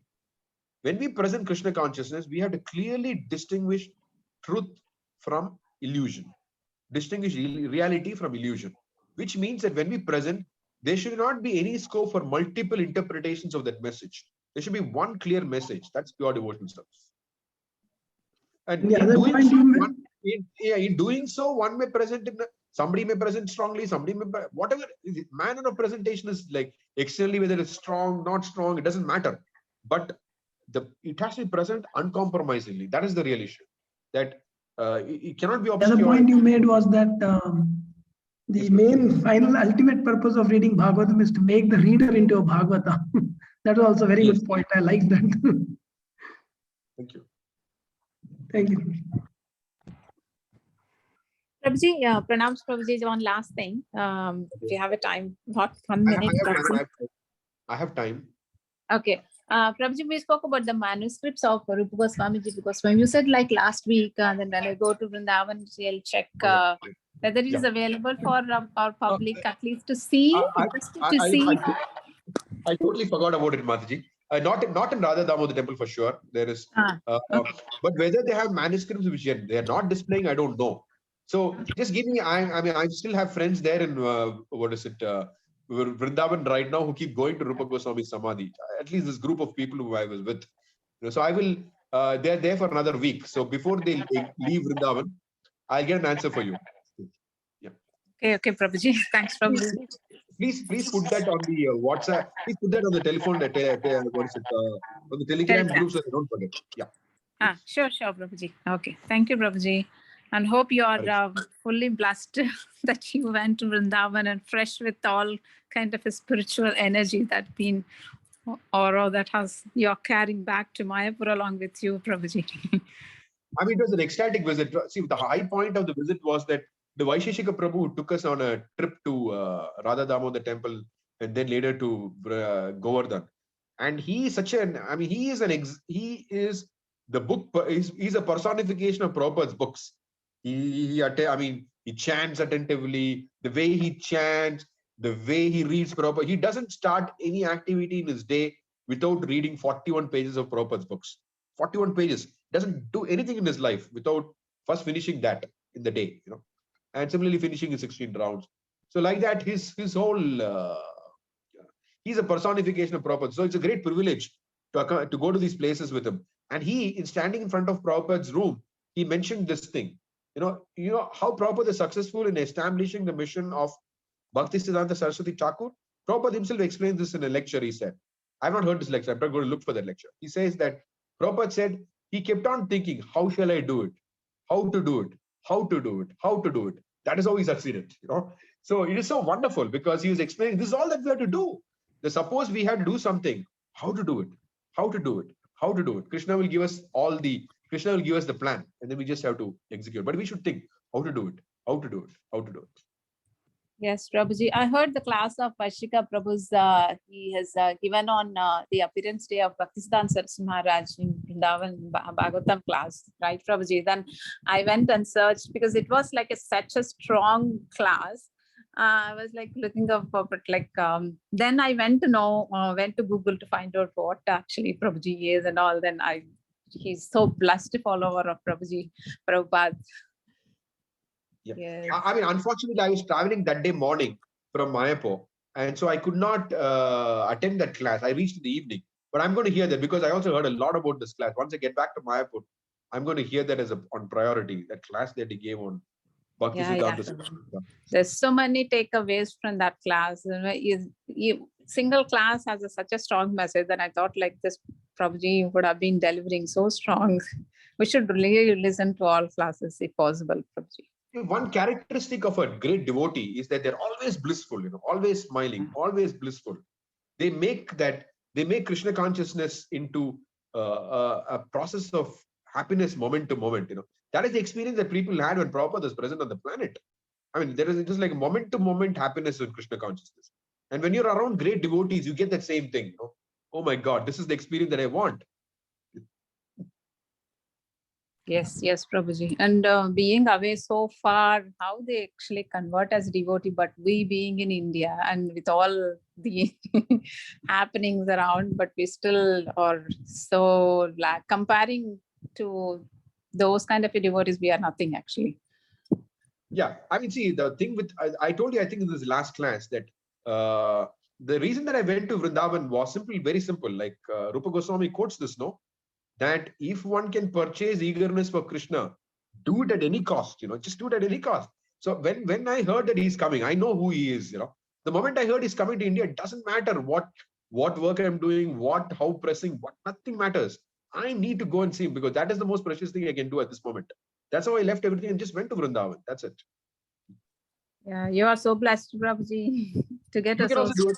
You can also do it. You're still there for a week, another week. Oh, we are tiny people before you, Prabhuji. Okay, so thanks for the class, Prabhuji. Yeah.